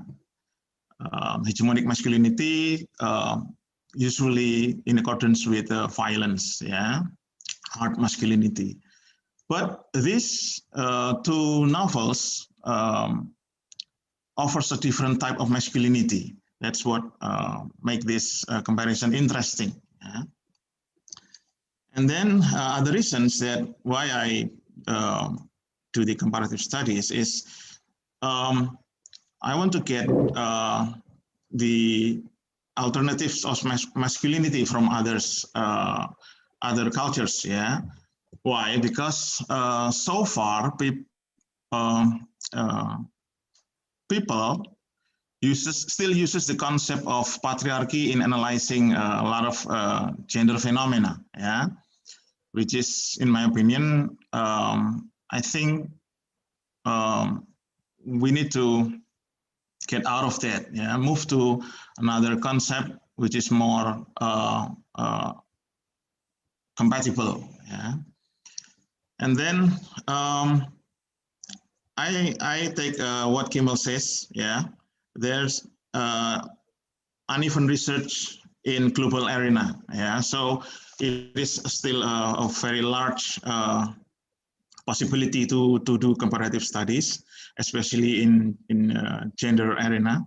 And then, like what Pak Arif said, that literature as a universal phenomena. Yeah, we need to reverse the positions. Yeah, English usually put in the center positions, in the privileged positions, rather than in a marginal position. So I think we need to shift the positions into more equal. Yeah, it's in accordance with what Pak Arif says. Okay, next. Now I'll move to my common grounds. Yeah. GTU is Jalan Tak Ada Ujung, yeah, and then the Red Badge of Courage, TRBOC, yeah. Some common grounds. We need to have the common grounds to compare these two literary texts. Yeah. First of all, both have wartime settings. Yeah. Although it is separated almost 50 years, yeah. In Indonesian context, it's after the independence, yeah, and in American context, it's in the Civil War, yeah, Civil War period. And then both novel presents male protagonists with non-hegemonic masculinity. Yeah, what is non-hegemonic masculinity? We will see that in a moment. Yeah, and then both novels is assumed or is considered as classic. It means that it is valued in a higher position than popular culture. Yeah, it is they are taught in many schools, almost in every schools, and then I read The Red Badge of Courage when I was in undergraduate, and I read Jalan Tak Ujung when I was in high school as my homework. Yeah, it's in the curriculum. Yeah, and then that's why it embodies the national ideology. Yeah, so it is interesting. Yeah, both character is not so much hard masculinity as the warrior or soldier or something like that. Yeah. Okay, on the theoretical approach, I employ 4 concepts. First of all, the concept of discourse, yeah, to see how the discourse inside or outside the literature affect the stories, yeah, and then performativity, yeah, as Butler said, that gender is always performative. Yeah, it's not what you are, but what you perform, and this is a part of the important concepts until now. And then the next concept is subjectivity. Subjectivity actually is a little bit different because it comes from different paradigm. Yeah. This research is also my offer. Yeah. I want to offer 2 different kinds of paradigm into one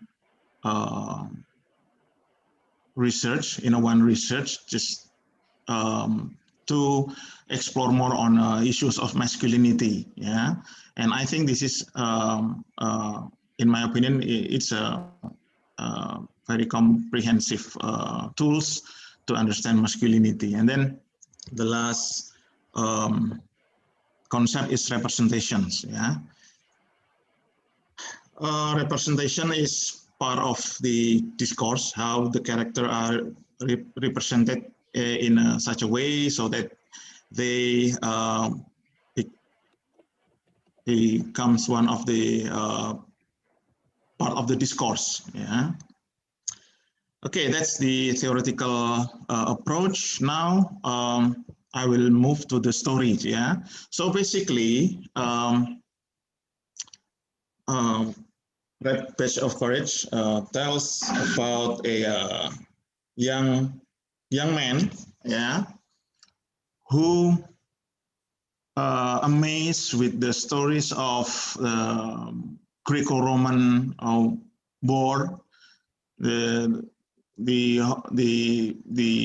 classical literature, yeah. So this young man, Henry Fleming, wants to taste that kind of glory. Yeah, he's a young man, maybe around 20, yeah, early 20 maybe, yeah, and that's why he joined the regiment, yeah, the troops.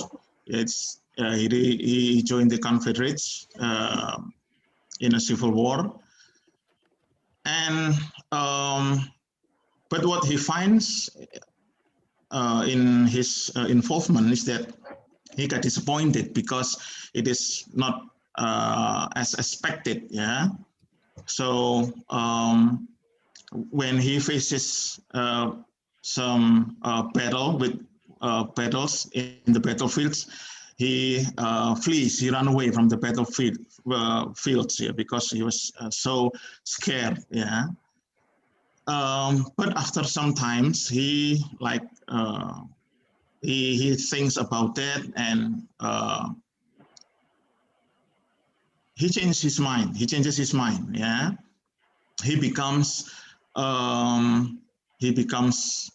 brave soldier, yeah. And then he turns from a boy to a man. Basically, the story is like that, yeah. But we will go into more detail. And then Jalan Tak Ada Ujung. Jalan Tak Ada Ujung. The characters, the main protagonist is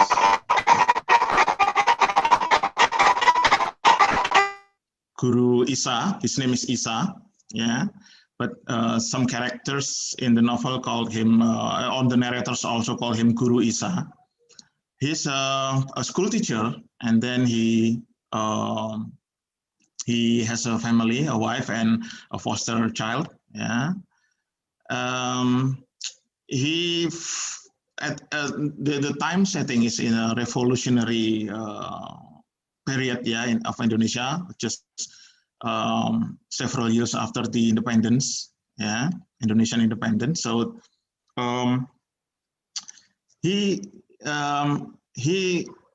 Isa experiences a kind of anxiety. Yeah, he did not like what he see in his environment. He cannot understand why people do violent things each other, and also he cannot understand his position in the society, and then he cannot find any reason why he needs to fight for his country, yeah. And also, this is interesting, yeah, and also he has got sexual impotence, yeah. So I think it's Isa is an unfortunate man, yeah. And because of that, his wife Fatima sits behind him, yeah, with Isa's best friend Hazil, yeah. And one day, Hazil is a good friend of Isa. He is one of the fighters at the time, yeah. He asked Isa to accompany him in the national, what is called by national struggle, yeah, to fight the Dutch, yeah, at the time, by delivering some weapons, yeah, from some district to other district, yeah. And actually, Isa is not or does not agree with that, but because of his, you know, when he feels if he's not helping Hasil, and then his community will, you know, excluded or excludes him from, you know, because he will be considered as spies, Dutch spies, something like that. So he is forced to do that. Yeah. On the way, they came up with this idea that they will blow this cinema where a lot of Dutch troops spend their leisure time to watch movies, yeah, in Jakarta. So after delivering the weapons, the rifles, the bombs, the grenades, they came up with this plan, and then they closed the cinema. A lot of Dutch troops were injured, yeah, and then Isa was very scared because of that, and he got sick. And then a couple of days later, the police gets him, yeah, and then he was put into into a jail, yeah, where there he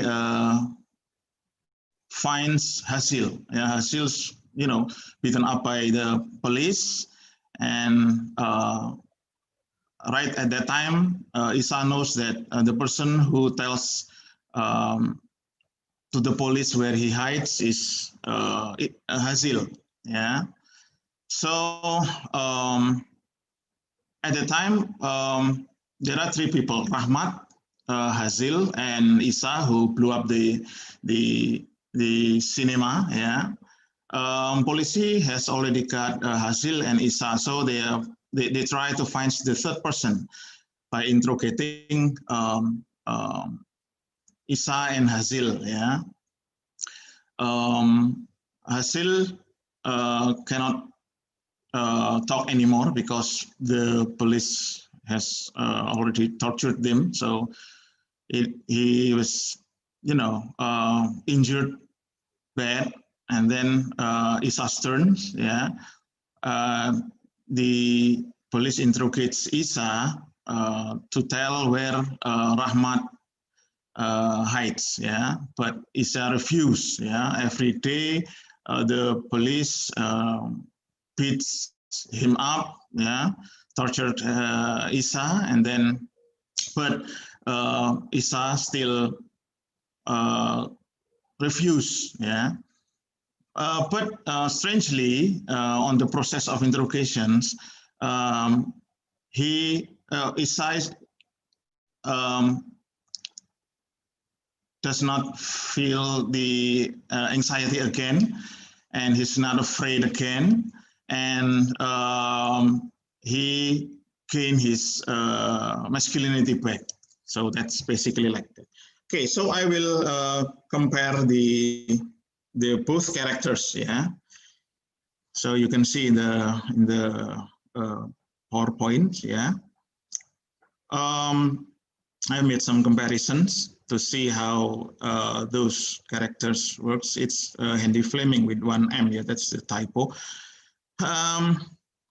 So the interesting thing is to see first on the status, yeah. I came up with the idea to, after seeing the status like that, yeah. Why Isa is portrayed or represented that way, and Henry Fleming with that way, yeah, married and single. I came up with the first this idea from my analysis, yeah. There are two different ideology that influence both characters. Yeah, first of all is the dominant figure of fathers. Yeah, or we call it fatherism. In Indonesia, we call that bapaism. Yeah, so because Indonesia in Indonesian literature or movie, if you see maybe like Gerakan 30 September, yeah, and then Janur Kuning. Those movies or some literatures glorify the cult of generals. Yeah, they glorify the father figures, the figures of male dominance. Yeah, and I think it's still we can see that now. Yeah, although it's not as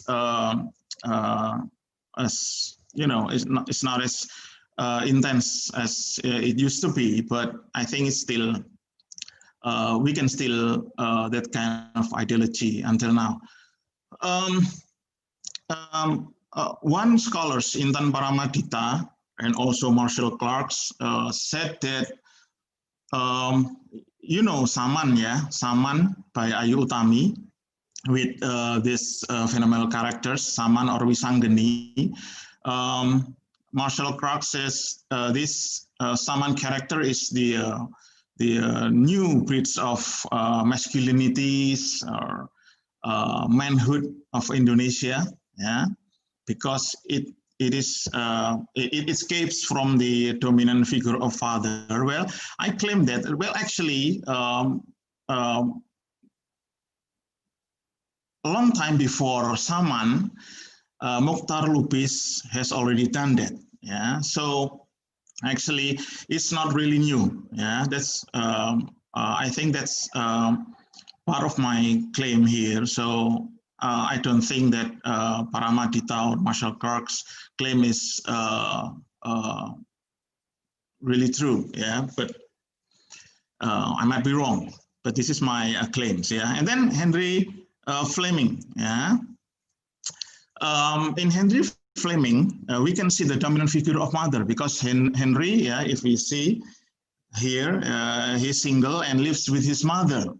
And there's a concept there in America called momism, yeah, momism, mama's boy, yeah. There's a good book entitled Generation Vipers, yeah, by Philip Wiley, sorry, that said that momism is ideology that crippled American masculinity because of the closeness between mother and son, something like that. Yeah. Why? Because in the beginning of the story, Henry Fleming lived with his mother. His mother refused the idea of joining to the military. Yeah.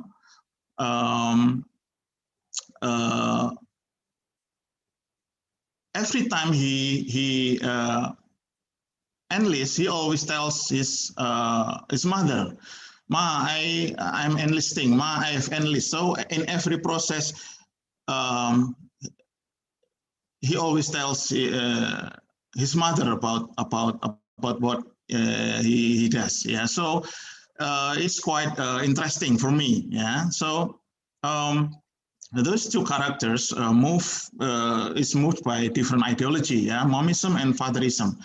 And there's a lot of scholars which claim that momism is very dangerous concepts that we cannot, that Americans should reconsider that again. Yeah, not many people know. I think Indonesian know. Not many Indonesians know that actually the figure of moms is very dominant in American culture in the first half of 19th century. Yeah, so it's mother figure, mother the homemaker. Yeah, not the working mother, but mother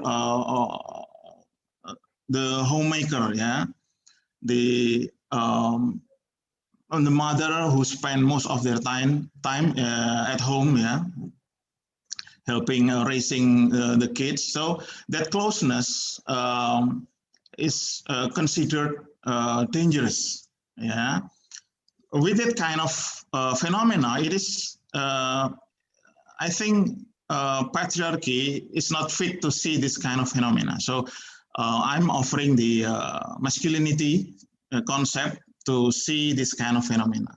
Yeah. Move on. Yeah. Moving on to, so what I find here, Isa from the name, yeah, it represents, it's not a common name, yeah, which I think it's represent Jesus, yeah. Why? Well, in my opinion, Mokhtar Lubis picked this name instead of maybe other prophets, you know, because Indonesian people are so religious, yeah. But instead of choosing Muhammad or other common name, Mokhtar Lubis picked this name is because of some reason. The reason, yeah, because in my opinion, if I connect it to the representations of Jesus as the innocence of masculinity, and also there are other scholars who says that Jesus is actually the representations, although he's physically a man, but from values, from the characterizations, Jesus could be perceived as a female, yeah, because he's far from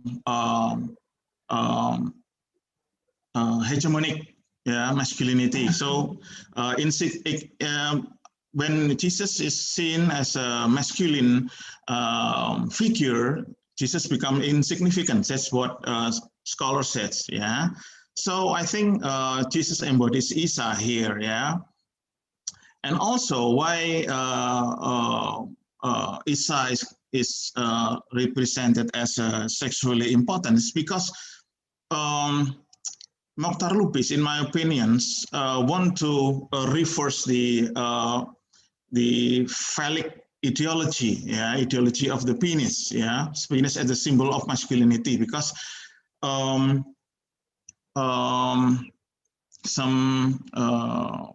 theologian believe that, feminists believe that phallic is dangerous for women and also for children. Yeah, you can see the full paper. Yeah, I bit about my claims. Yeah, so here the sexual importance symbolizes this innocence. Yeah, he actually his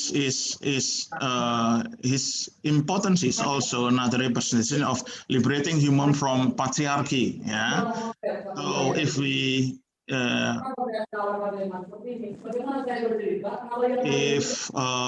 Mokhtar Lubis another name, the case would be very different. Yeah, so this is the part of the non-hegemonic. Yeah.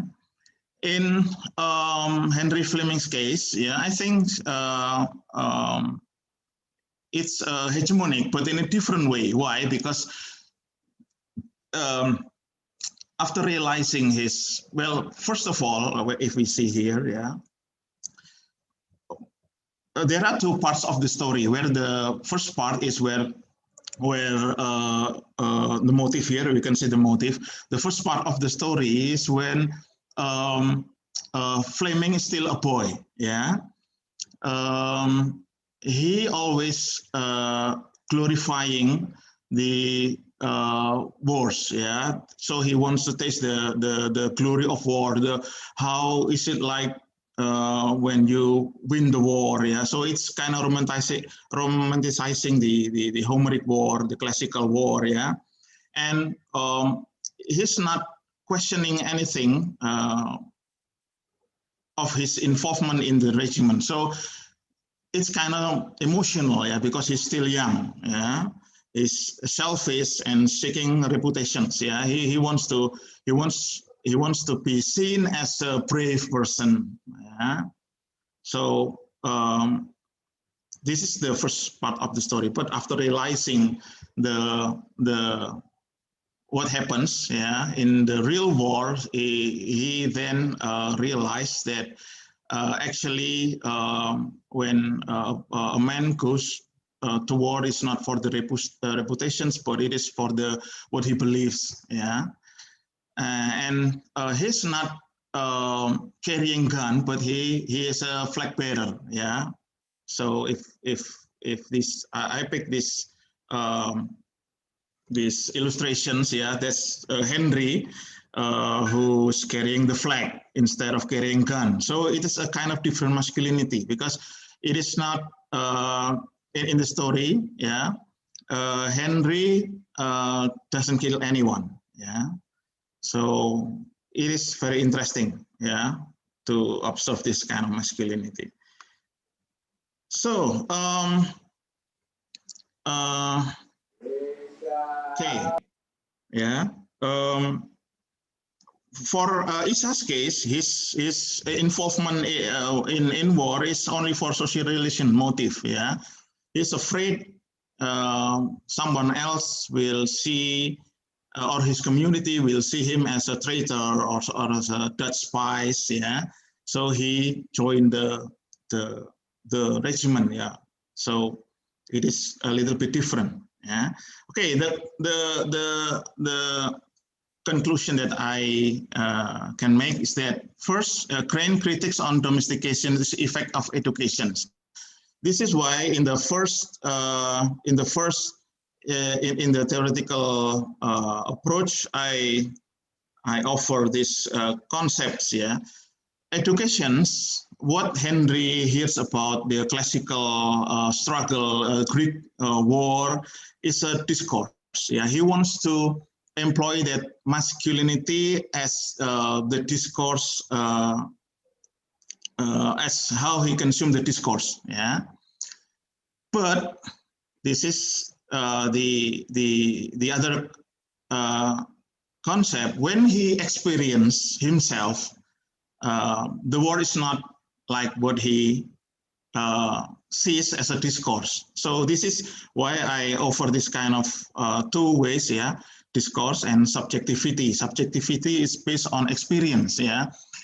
This concept is in a paradigm of phenomenology, but discourse is in the paradigm of post-structuralist, yeah. So this is very interesting, yeah, to see masculinity from this two perspectives, yeah, discourse, how discourse can create masculinity, but also masculinity is formed by subjectivity, how a person experience the masculinity. It goes also for Isa, yeah. In Isa's case, he's trying to reject all the discourse of the cult of general, or also the Japanese Hindus wayang, yeah. When involving war or conflict, the prominent figure is always masculine, yeah. So Mokhtar Lubis offering this new kind of masculinity, yeah, of Isa as the new masculinity, yeah, as escaping from the traditional masculinity, yeah.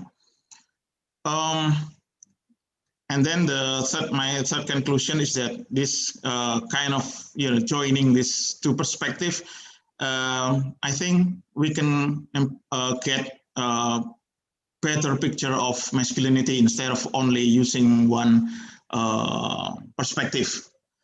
I think that's all my presentations. If you have any questions, please let me know. Thank you very much. Assalamualaikum warahmatullahi wabarakatuh. Okay, thank you, Pak Dan, for the presentation. Pak Arif, okay. So yeah, now we go to the next section, is Q&A. So yeah, I have some questions here, but I'm going to start with the Zoom question in the chat room. So Pak Dan, Bu Uli has a question for you. Why do you think nationalism is always a recurrent issue? For Pak Arif, Assalamualaikum. Okay. Then you can take your time. Well, you want to? Okay, yeah, you want to respond? Okay, I will answer here. Yeah. Well, nationalism is part of the nation's discourse. Yeah, it's always political. Yeah. When we talk about nationalism, national, yeah, it means we talks about the dominant discourse. Yeah. The dominant discourse, in this case, masculinity. Yeah, Indonesian national discourse of masculinity, yeah, is still in the areas of the traditional one, because Hindus wayang embodies our culture. Yeah, it shapes our culture also. So the figures like Bima, Gatot Kaca is still, distributing everywhere in a different kinds of figures, yeah, and also the military, because maybe this is part of our historical trauma, yeah. The cult of general is still we can still that, yeah, we can still see that until now, yeah. But there's always a counter discourse, yeah. This is what happened with novels like Jalan Tak Ada Ujung or Saman or G, yeah, the movie G, yeah, and then a lot of other movies, and also other discourse which supports this kind of masculinity, yeah. So I think like what Pak Arif says, yeah, nationality will always be the issues, yeah, when we talk about literature, and we should make that as issues, I think, yeah. Although we learn English literature, we still need to emphasize our culture by seeing our culture through literatures, through popular culture, and in order to put our culture in equal positions with other culture, in this case English, yeah. So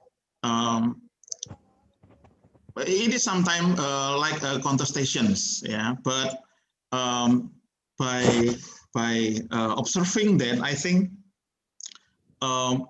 we can be, I said, we can be a wiser observer, yeah. We are not occupied with the higher status of English and then forgets the Indonesians bahasa's existence, yeah. Although sometimes we do not agree with what the system of kebahasaan, yeah. For example, with the loan words, yeah. This is why sometimes there is a resistance. Maybe this questions is better for Pak Fuad, yeah. The resistance of the culture, yeah. In English, when we translate download into mengunduh, it sounds weird and it feels weird as a Japanese, as a Japanese, yeah. So my neighbor said he wants to make invitations, marriage invitations, yeah, ngunduh mantu, and he writes to download the bride or something. So it's funny phenomenon. I think that's my answers. We will go to the next question. Mungkin yang ke Pak Arif nih. Ada question from a student, Akivananda. For Pak Arif, if globalization is correlation of many local cultures, how global is defined as one when it consists of many cultures that is different? Is it about connection or the result itself of such connection? Thank you for the questions. I think when you say global, it sounds like more like one local culture is able to disseminate, to spread their influences to other cultures, and the other cultures become like the passive party. So they accept what is actually disseminated by other cultures, and we become like really, just don't do anything. We just accept. I mean, receive things, accept it as it is, and we never produce. And I think production is very important, because when you produce things and then you spread it to other people, then you become so-called, your production becomes global, yeah.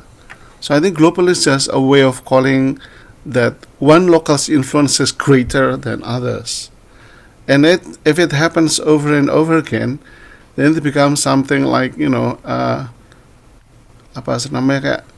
constantly global things. I don't remember that word in English. You got this because there's something like you know. I would like also answer the second question ya. Sekar Yolanda, is he from Australia? Sekar Yolanda ini dari Australia, right?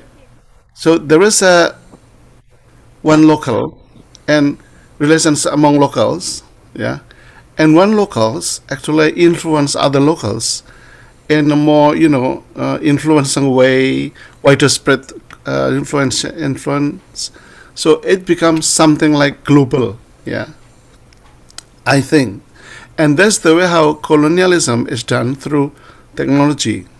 One local produces more, other local receives more, yeah. It's probably not really equal relationships. I think neocolonialism is done that way.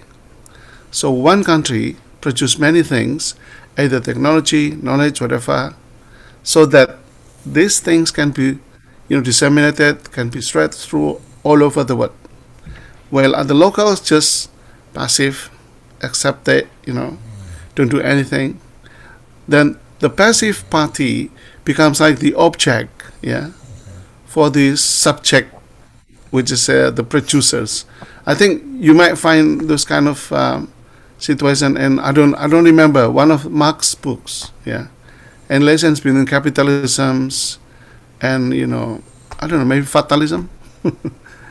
And one of the things to so-called to make it equal is how to see the so-called globalism more in equal terms, yeah, put different locals in similar positions as us.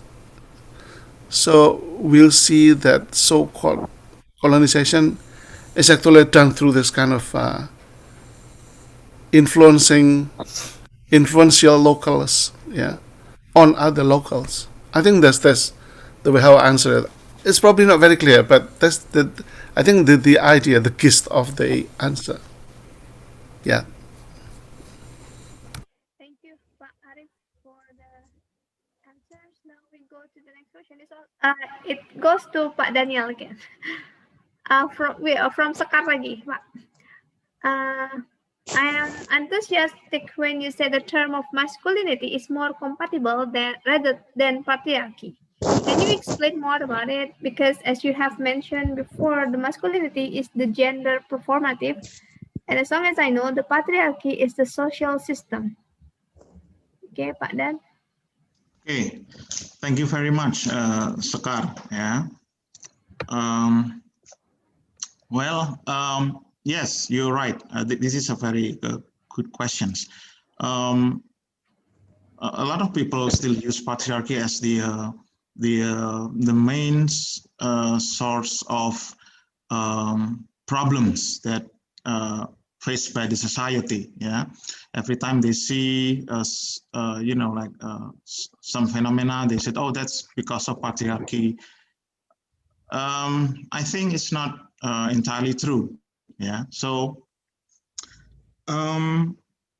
there are a lot of research that make one of them is to see patriarchy from geographical positions. Yeah, so patriarchy is actually a system which works in a certain geographical map. Yeah. And not all region or countries employ or use patriarchy in the same way. So patriarchy is not an autonomous notions that standalone notions, but it's intersect with other notions like also with capitalism and then with economy, with politics. So it intersects with a lot of things. But there are countries which is called this patriarchy belt, yeah, in the Middle East, and then some part of China, and then in Pakistan and India, they are still using the classical patriarchy. Yeah. So when, for example, when girl was raped, yeah, it is become it becomes the shame for the family. So the girl must be punished or killed, something like that. That's that can be said as a patriarchal culture, but it doesn't work the same in every region, yeah, in every culture. So that's why patriarchy is a various concept which is not autonomous. It is affected by other concepts, yeah, by culture, by politics, by economy, etc., etc. So patriarchy cannot answer the like a lot of case which involve the man or woman. Yeah. Therefore, masculinity is, in my opinion, is more appropriate concept.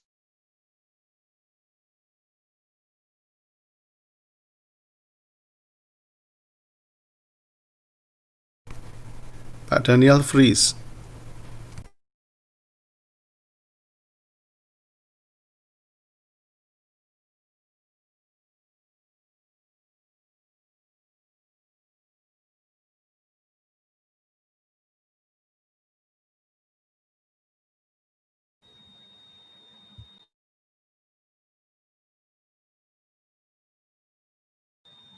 Freeze semua, man. Halo, halo, tes, tes. Hello, Pak Daniel. I cannot hear your voice. Oh. You hear me? Good. Okay, Yeah, thank yeah, you. yeah. So I think the connection was lost for a couple of seconds. So hopefully you can get what I've said, Mbak Sekar. So basically, patriarchy is structuralist paradigm concept. Yeah. So we need to move from that concept to more compatible concept, that is masculinity, to see the phenomena in the society, because believe it or not, yeah, when we see, for example, like how many male students in your class, you know, right now there's a phenomena that more female students got accepted in university. So from that case, I can say that actually male or a man actually is in a problem too, you know, because their positions is shifting, you know, in for example in education, something like that. I hope that answers Mbak Sekar. Thank you. Thank you, Pak Dan. It looks like time is running out. It's 11:59 already. Ajeng, are you there, Ajeng? Okay. Yeah. Hi, I'm here. Okay. Okay, that's okay. Yeah. I think time is running out. We don't have time for more questions. And yeah, I like for Pak Arif Rahman and Pak Daniel, do you have any closing statement? Pak Arif, monggo. Yeah, any? No? I think I just want to encourage people, yeah, to read Indonesian literature when you study English. And when you study Indonesian literature, you should read English literature and other literature. Yeah, I mean, we should have an idea that life is not only one color; it should be colorful. That's all. Yeah, very great motivation. But so yeah, it's relevant. One of many, a couple of students also asked the same question, like how to read literature, how to motivate ourselves to read literature. So yeah, and Pak Dan, do you have any closing statement? I just want to once again express my gratitude to all of you. Pak Arif Rahman, thank you. Yeah. Pak, for all the inspirations in comparative literature, and I still have most of his books, most Pak Rahman's book on comparative literature. Yeah, so I'm a big fan of Pak Arif. I encourage the same things. Yeah, so read not only English but also Indonesians. Yeah, you'll be surprised that a lot of similarities that that you can find from both culture and from the experience. Yeah, thank you very much. Yeah, thank you, Pak Arif Rahman and Pak Daniel for the presentation. I'd like to end our session for the panel discussion number 1 here. And before I close, I'd like to again thank you to wonderful presenters today for sharing their knowledge and insights. Different insights. Like this morning, we have session with David and Pak Fuad, which is more about the linguistics and the education. And then in the second round, we have Pak Fuad, Pak Arif and Pak Daniel, which is more about comparative literature. And thank you for the motivation for us. Okay, I'd like to end our session here. Thank you very much for the participants. Now, I'd like to send the closing to MC Ajeng. You ready? Yeah, thank you so much, Ma'am Febri, as the moderator today, and to the presenters for the awesome presentation, of course. And hopefully we all can learn many new things from each topic, which Dr. David from University of South Australia about the globalization of English language evolution, Mr. Fuad PhD from UNSN Kalijaga about the globalization on ELT, and Mr. Arif Rahman, PhD from Gajah Mada University and Indonesian Education and Culture Attached of Indonesian Embassy in London about literary text of globalization. And I really appreciate and I adore Pak Arif closing statement about life needs to be a colorful. And last but not least, our our idol, role model in our English department, Mr. Dr. Daniel Hidayatullah about gender and national identity in the world of globalization. It's such an honor for having you as our presenters today. Before we go to the last session, I'm gonna remind you all, to the participants here, that there will be the second session at 1 a.m. where will be 5 interesting presentations again. So we're gonna see you all again here. And finally we got to the last session that is closing. Let's close this event by saying Alhamdulillah together. Alhamdulillahirabbil alamin. Alhamdulillahirabbil alamin. Thank you so much for for those who want to join the next session, please use the same link ya. Oke, link yang sama nanti jam 1. And then at the end at 3 p.m. we're going to announce the best paper for today. So stay using the same link. After all the presentations done, we will announce ma'am about the best presenters today. I'm glad to be here again as the Master of Ceremony in AICONICS English Department cluster. And I also retreat and do apologize for any mistakes. Thank you so much, and wassalamualaikum warahmatullahi wabarakatuh. Waalaikumsalam. Makasih ya Pak Arif, Pak Daniel, Ajeng, Pak Daniel, Pak Dan. Pak Arif boleh bobok lagi Pak Arif. Ngantuk saya, masih ngantuk tenan nih. Masih ngantuk ya Pak ya, maaf ya Pak. Gak apa-apa. Untung nggak ketiduran.